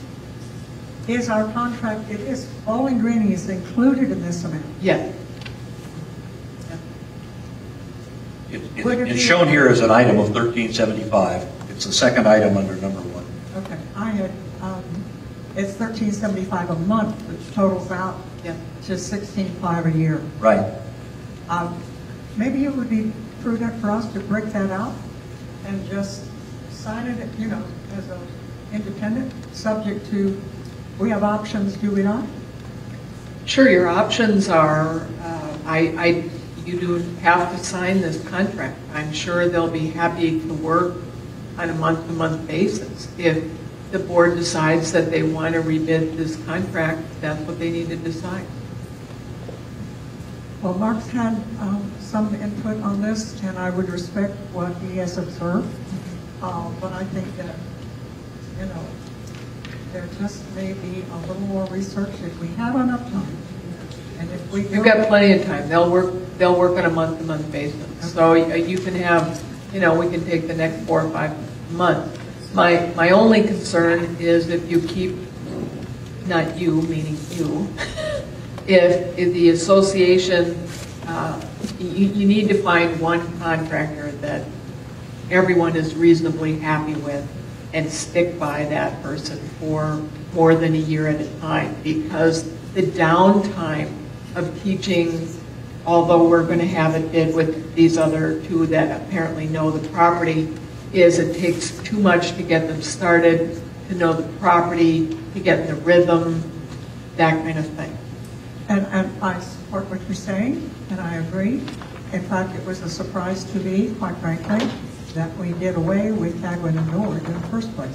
But I think the board approved and accepted the maintenance manager's recommendation. But there's a case here now, doing a little more due diligence, and that's all I'm recommending. Call the question, Mr. Chairman. We have a motion. Understanding Evelyn's concern, I think we could ask the manager for a future revision to look at the lawn bowling issue and to look at multiple contractors. But we have a motion to adopt this contract as it's presented. So, all in favor? Point of clarification. It's not this contract. There are 2 proposals, and Jim's motion is to approve both of them. Items 1 and 2. I beg your pardon. Thank you. Can you hear me? I think you said we've got to adopt 2. There are 2 proposals, and Jim's motion is to approve both of them. Yes. Items 1 and 2 of the proposal. Both proposals, right? So we have 2 proposals. The motion was to adopt a proposal for the monthly fee coverage of $5,918 and the weed eating at the west and east recreation areas for $11,800. This is with the Scandia Landscaping Company for the year 2014. All in favor? And opposed? Thank you. Motion passes with majority. I would just like to suggest that we review the performance of Scandia for the next 9 months, so this can come before us you didn't have a chance this year. Right. To bring it up, in September or October. Okay. Thank you. The next item on the agenda is really kind of 3 items put together, E, F, and G. Pardon me, D, E, and F. This has to do with reestablishing the Landscape Improvement Standing Committee. You will recall at the board's November workshop, I circulated 2 possible standing committee contracts, one for a landscape improvement committee, the second for a facility improvement committee. Following that meeting, I have had several conversations with representatives that were formerly on the Landscape Improvement Committee and worked with Eleanor Brodnansky and members that were meeting as a pickup group on landscape improvement interests of theirs to make some changes in what was distributed at the workshop on the 5th of November. So what you have in your packet today is that revised contract. It doesn't have any significant changes so far as detail, except to point out, for instance, in the structure of the committee, they will endeavor to have no less than 5 members, including the chair. The previous version had a maximum, and they would prefer not to have a maximum because they may have projects they want to work on with more. They also wanted to have some more flexibility to extend the term of committee members. If a committee member term would normally expire under these rules, but they're working on a particular project, they would like to have that flexibility to recommend that under terms of their charter. Have I forgotten anything else, Eleanor? And so what you have in front of you is a request under item 10D to adopt the new charter for a Landscape Improvement Standing Committee. As a second part of that recommendation, to appoint Eleanor Brodnansky as chairman of that reestablished Landscape Improvement Committee. And thirdly, to appoint Kathy Carstensen, Greg Goodwin, Yvonne Horn, Marianne Newfield, Joan Steiger, and Alan Scott as members of the reestablished committee. If you want to take them one at a time, we can do that. If you want to take them as a group, what's your pleasure about a motion? I move all 3. Herm Herman has moved the adoption of items D, E, and F as presented. Do we have a second? Herm has seconds it. Discussion. Question. I have a question. Yes. Is because I don't know the past history of how this was done. Let's say the Landscape Improvement Committee wanted to make improvements at the West Rec Center parking lot. There's some round oval planters there in the parking facility that need help. So if they decided they wanted an improvement on that, would they give me the directive to find landscaping people to bid on what they're going to be specifying? How does this work? They're an advisory group to the board. Okay. They may ask your assistance or Mark's assistance as a designated representative of the staff to their committee meetings to assist them in doing the research that's associated with that. But anything that they feel they want to pursue has to result in a recommendation that has been examined and totally supported in accordance with the language of their charter on the people doing it, the dollars involved, and the timing and so forth, to the board. May I chime in? Cassie does another procedure, and it's called Committee Procedures for Project Bids, where they would go out and do basically all the research and could indeed interview the contractors, make their selection, and following the, I'll give a copy of this to you, following those steps, one by one, and ultimately make the proposal for approval to finance and then ultimately to the board. You are not excluded, the manager is never excluded, particularly to be a part of this process and be informed, especially if you attend the meetings, you would know this, but that it would relieve you from that kind of responsibility and research. It would fall back on the committee, and they would take the initiative to follow through on their choices. No others? Yes, John. I have one other concern. It has to do with the authority of the committee.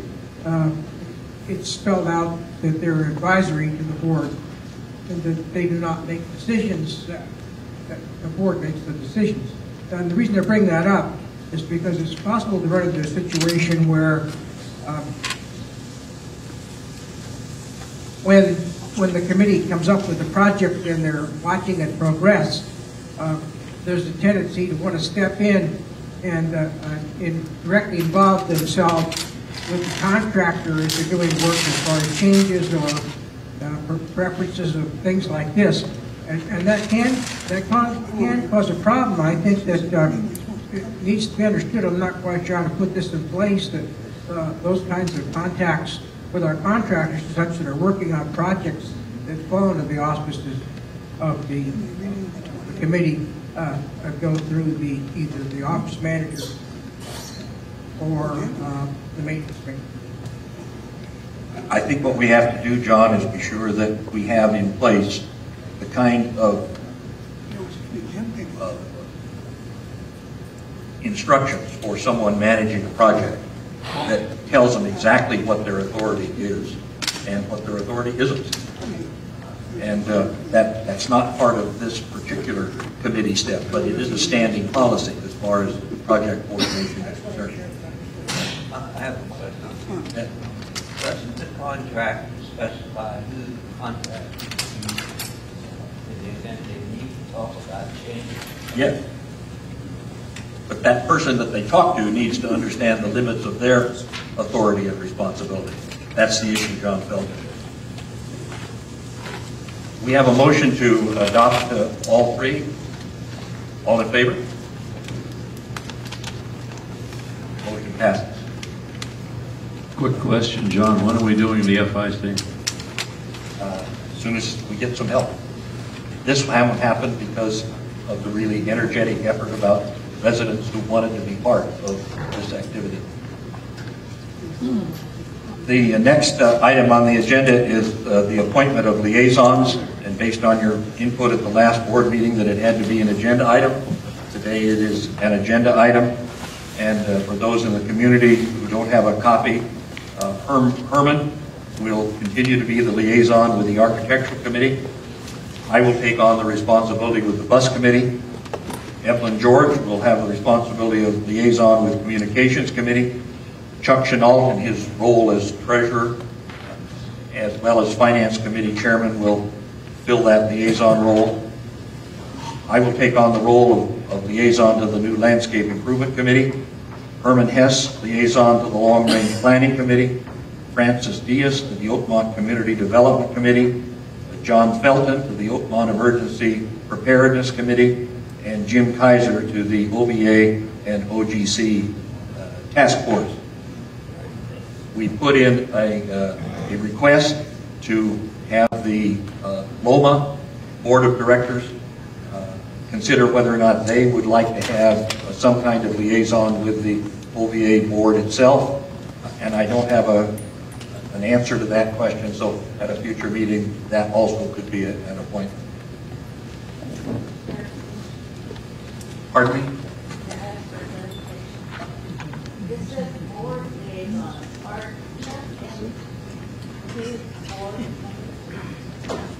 They are officers, not board of directors. Well, it said board liaison. That's what I'm asking. I hadn't thought of it from that point of view. It's a good question. That's just the wording we've got on the agenda. I guess we could have left the word board off and just say president appointed liaisons. Liaisons do not have to be board members. Liaisons aren't called for in our bylaws or in any of our operating procedures. They're simply a communication facility that the board historically has tried to follow. I appreciate the question. You know, sometimes you pick out words that are intended to communicate something and they don't come across that way.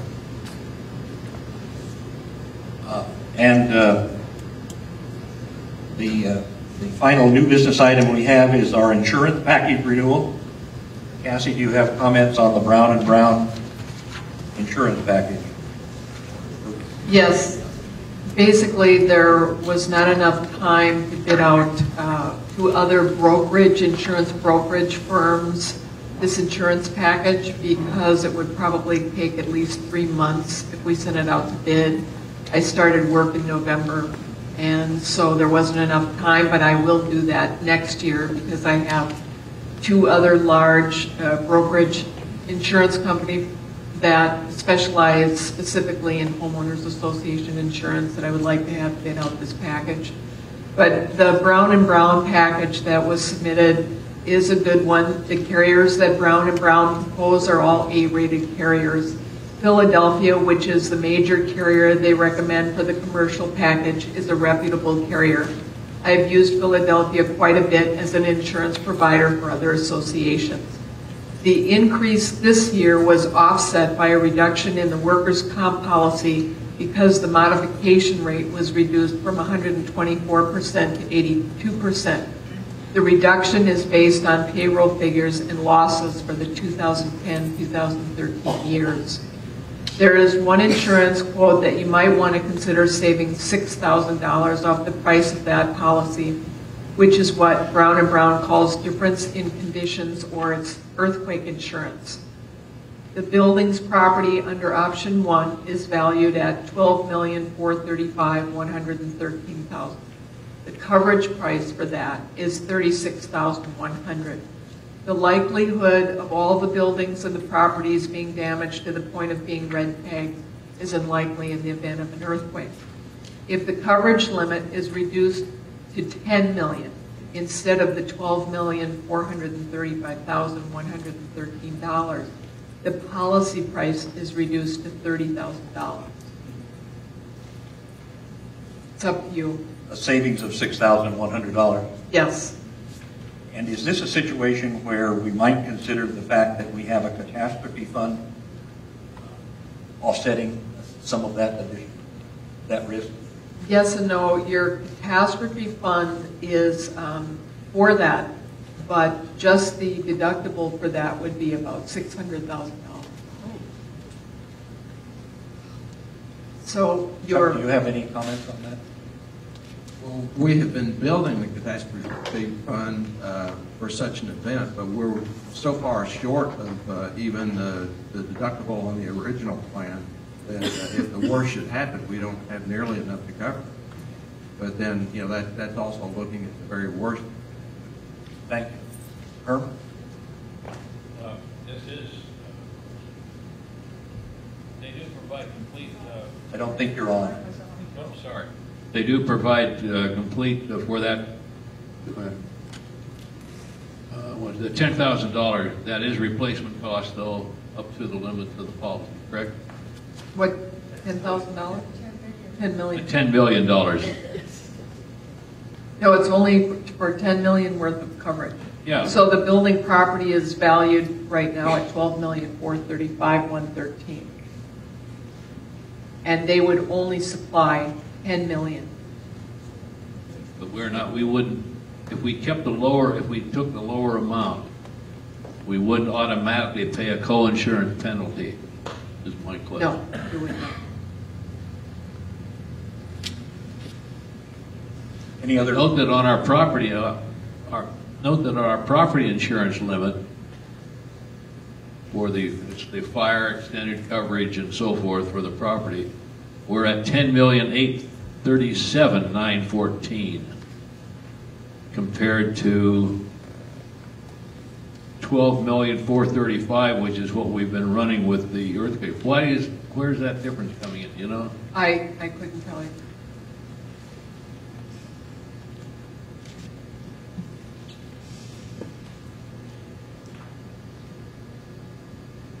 Mr. President, I suggest we go with the lower amount. I don't see any major hazard, and we're going to lose all of our buildings at once. I have a further comment. Typically, areas that are prone to earthquake damage be those areas where the soil is pretty much liquefied, such as in the valleys, low areas. A lot of our Oakmont facilities are located in the hills, where there's a much less chance of severe damage during an earthquake. But we're talking about our recreation facilities now, not just the residents. Oh, I know. Okay. I am too. So your feeling is that I think we're okay to go in lower because most of our facilities are up in the higher country. It's all, let's face it, it's all a crapshoot anyway. Do we have a motion? I have a question. You have a question? On discussion? Yeah. Well, there was a memo here. We're talking about purchasing terrorism coverage. Right. Because we have a loan, does our lender require that? Well, the interesting thing is the insurance broker, we were chatting and she said your mortgage lender might require that. And so I did call them. I tracked them down and called them and they said, no, there is no requirement. So that's fine. May I have a motion to approve the staff's recommendation, supplemented by Herman's suggestion that we go with the lower policy coverage limit of $10 million on the earthquake component? Or if you don't like that one, give me another one. Evelyn George and Herb Hess moved that. Further discussion? All in favor? That passes. Thank you. And we have... I have a question on point of order. You went over the liaison appointment information without any motion to approve. Might want to do that. If that's appropriate, I just thought that was a direction of the president, but I will be glad to... Well, we'll put on it. Thank you. Can we back step just to make sure that we're doing the liaison safely? Can I have a motion to accept those appointments? So moved. Second by Herb Hess. All in favor? Thank you, Lou. The final action that we have is item 11A, the West Facility Improvements.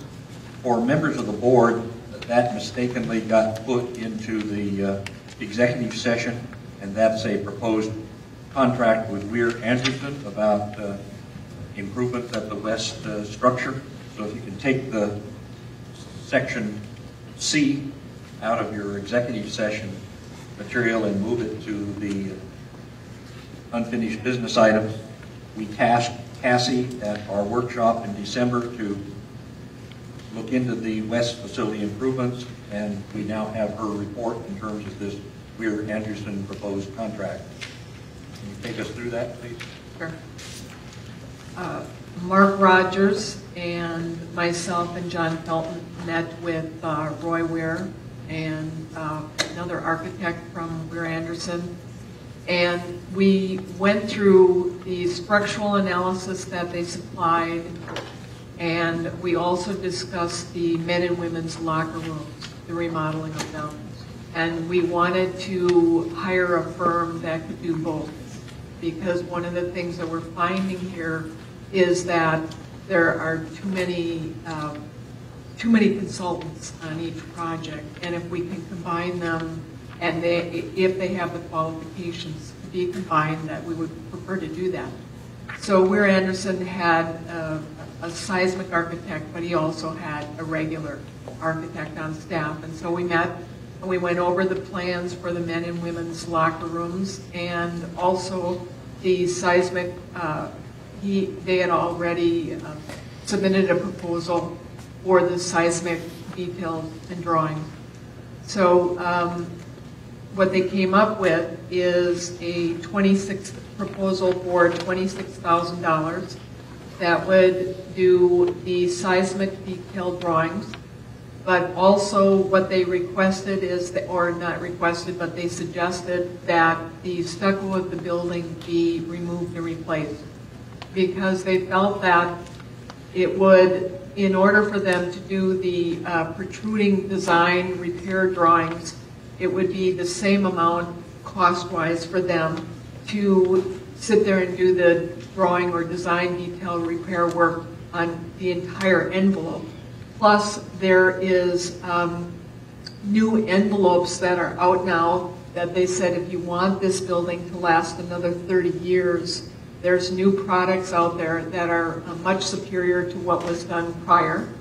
They also felt that all of the patches on the outside of the building, they said they could have contributed to what, when they were inspecting the components of the building and the wood in the building where they were open, there was a lot of rot and some of the places were rusting.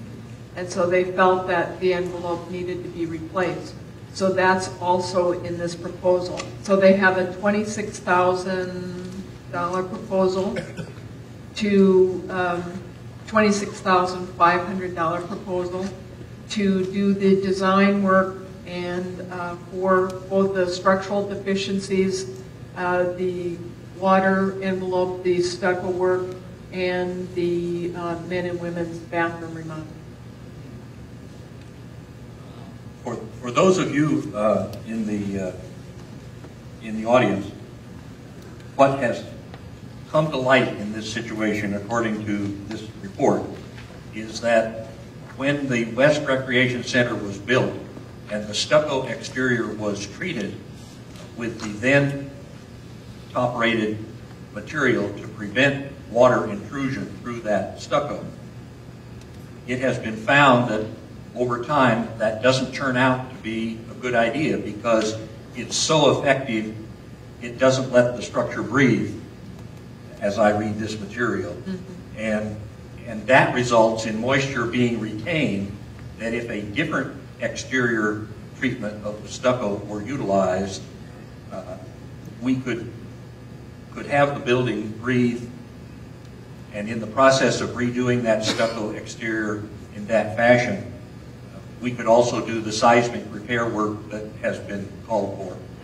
And at the same time, we could do the long-sought repairs and upgrades to the men's and women's locker room. And as I understand it, the committee looking at this has provided this architectural firm, who's providing a proposal for $26,500, to use the work that we've already paid for from the AWT company as far as designing within the existing footprint, not an expanded footprint for that work. So that when you have design drawings and a permit from the city, you can do both the exterior work on this building that they say will extend the life significantly, and at the same time do the interior work as far as the men's and women's locker rooms is concerned. And so I think what we have before is a proposal to do the whole package of ideas. Sounds great. Do we have a motion? I'll make a motion. It's been moved by Herm Hess that we engage the Weir Anderson firm for these two aspects of our West Rec improvement for $26,500. Is there a second? Seconded by Fran Diaz. I think that's a step in the right direction. Maybe go progress. Other discussion? This does, when you're taking, they're removing, let me just get this clear, they're removing all the exterior stucco. Yes. They're doing the design work for removal of all the exterior Design stucco. work to do all the exterior, which would allow us then to inspect all of the wall space. First and second floor. Right. One of their notes under their scope of services says, unless the full stucco removal approach is implemented, partial removal of the existing wall and ceiling finishes will be required to evaluate the existing roof connection. So it just makes sense to do the whole thing. Jim? No, please. Evelyn, thank you. I have one question. They have offered to go ahead and use the plans as they were accepted and approved by AWT, for which we had received a permit. I don't know if they've seen those plans or not. Yes. And the permit has expired. Yes, but that's the whole meeting was over the plans and going into the locker room and looking at the plans versus what's in the Well, I think we will need to weigh in on the revision on those plans because they will not be the same and they must be resubmitted with alterations, Yes, right? Yes. Okay, so if we make that part of this approval. I mean, if we approve this amount of money now to retain their services, we just need to qualify how much effort they would have to make going forward to revise the AWT plans that have been previously approved. What they have on page 3 of 7 under 3.3 is they have revised drawing or prepare additional drawings if required as a result of design change or discovered condition. So I believe that answers. I crash studied this afternoon, but I got it late. Jim? Thank you. Yes, so let me make sure I get this right. Okay, they're not really going to do any kind of work, construction work. They're just going to do design work. They're going to do the actual seismic design work for the building. Then they're going to sit there and look at what AWT did and either upgrade or revise depending upon which way we want to go. Is that correct? Correct. Right now. And I understand that that work is to bring it to the point that we could apply to the city for a permit. Correct. Okay, now, prior to that, they have to have all the stucco taken off the building so that they can sit there and do their work, right? I understand that's not required. Well, how are they going to sit there and make do their design work if they don't know the extent of the damage is? I don't. They already had done an analysis and done a design. The scope of services lists the field recommendations. They will perform an initial site visit to review the existing condition and configuration of the structural elements, verify stucco conditions and wall penetrations, and confirm the locker room dimensions. And again, go back to unless a full stucco removal approach is implemented, partial removal of existing wall and ceiling finishes will be required to evaluate the existing roof connection. So that's my point. So if we don't sit there and remove all the stucco, then they're going to have to go in there and selectively remove stucco in certain areas. Yeah. So that's my point. That needs to be done before they do their evaluation. Well, part of their evaluation, yeah. Well, no, part of their evaluation. I mean, but that's really before they start really getting into it. They have to have the stucco removed, either selectively or entirely, and they'll recommend that you do an entire stucco removal. I'd like to... so that should be done first. Mark, would you please comment on this? He's much more expert than any of us in this room, and I'd like to get it right the first time. Mark Rogers, Facility Maintenance Manager. No, we won't have to remove any of the stucco. What they're taking are typical seismic calculations of existing buildings, typical building construction envelope, which is from the exterior walls in, and it will apply it to our building. What they would do is after the stucco is removed, they would do another evaluation and then point out areas that they would want us to go ahead and concentrate on and or repair.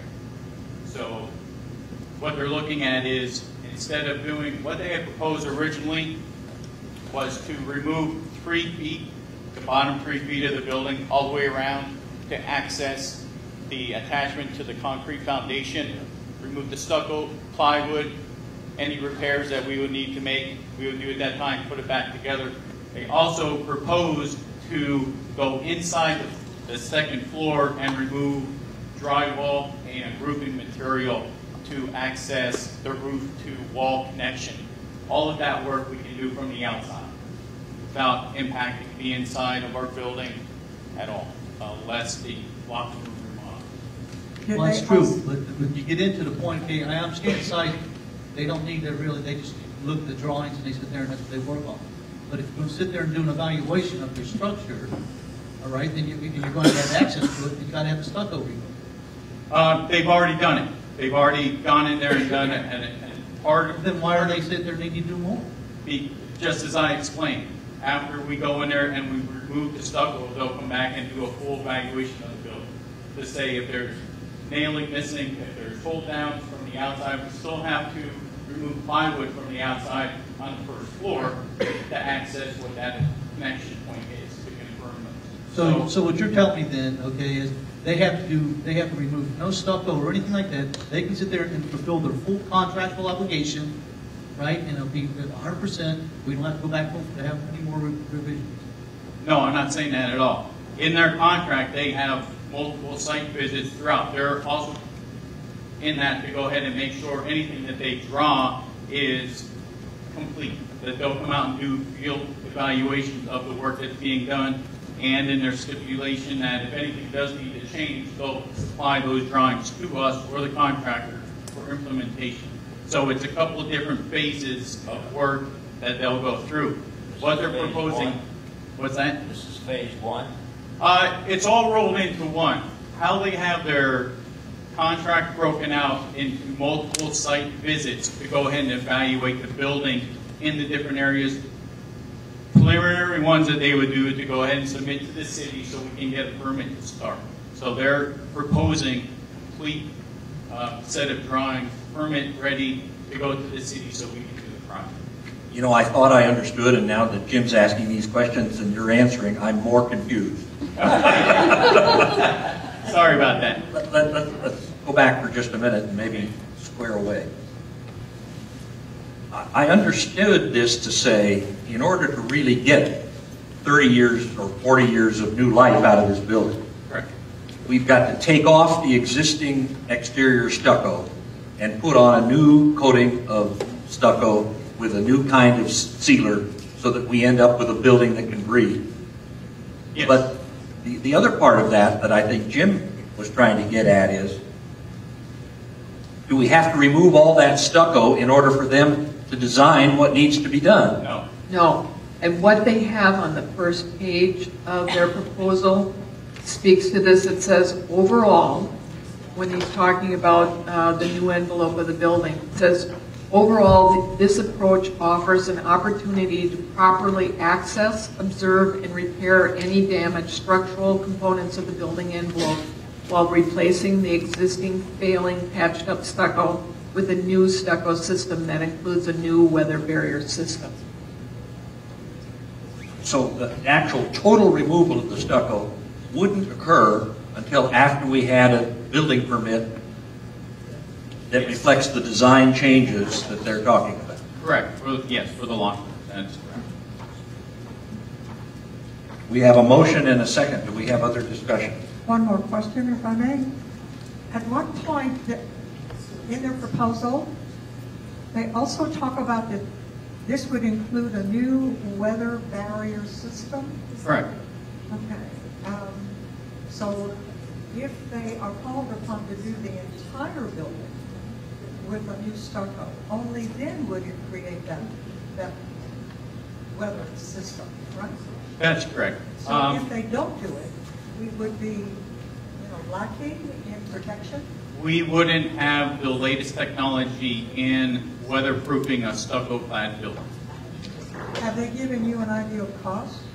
They haven't, and that isn't something that they do. They are an engineering architectural firm, and they clearly have in their contract that they will not provide us with numbers for rebuild or that the general contractor would do. That we still have to go out and find contractors. So we'll have to go out to bid after we get their design work.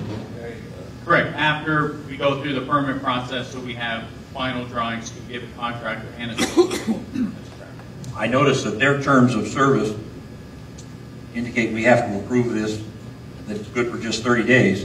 But what indication did you get of how long it's going to take them to do this work? The conversation that Cassie, myself, and John Fulton were involved, we're looking at within about a 3-month window to get everything, all the drawings done, get them submitted to the city, and get them back ready for construction. About 90 days is the window we're looking at right now to have everything. But it sounds to me like you just said that they were estimating in 90 days we could have a building permit based on what they do? Because Yes. the city's now taking 120 days all by themselves. I think what they were talking to is the time frame they wanted to get it submitted, because they want to get in before this 6-month window when all of those energy requirements start. Okay. So time is of the essence to them. All right, and again, with the scope of work of what goes into that building, it is on the minor side of a remodel. So the longer projects, the ground-up building, are that longer time frame.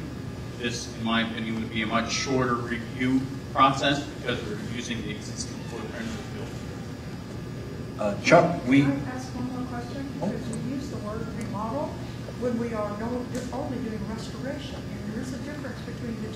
Absolutely. So wouldn't the permitting process be a little easier with restoration? That's my point I was just making. That's correct. We are replacing the exterior of the building for light. We're removing stucco, putting stucco back on. The modifications to the locker rooms are on the minor side of changes. So that was my point exactly. To move that through the city would be a quicker time frame than the 4 months that would be typical for a ground-up building. I guess we'd hope that 2014 brings us more good luck in that time frame. Other questions?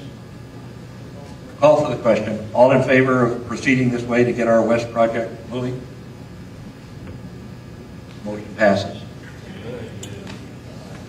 Glad to take that forward step. Thank you for the prompt response, Cassie. As the manager mentioned during the course of this discussion, her contract calls for her to have a week's vacation starting Christmas Day and running through New Year's Day, so we'll have her absent during that time. But we come to the end of our meeting simply with the announcement that we have a couple of contract considerations in connection with services that are required at the during the Plaza project with Lori Caglin, the landscape architect, and Hogan Land Services, the civil engineer. So we will be taking those up in the following executive session. Nothing further, meeting adjourned.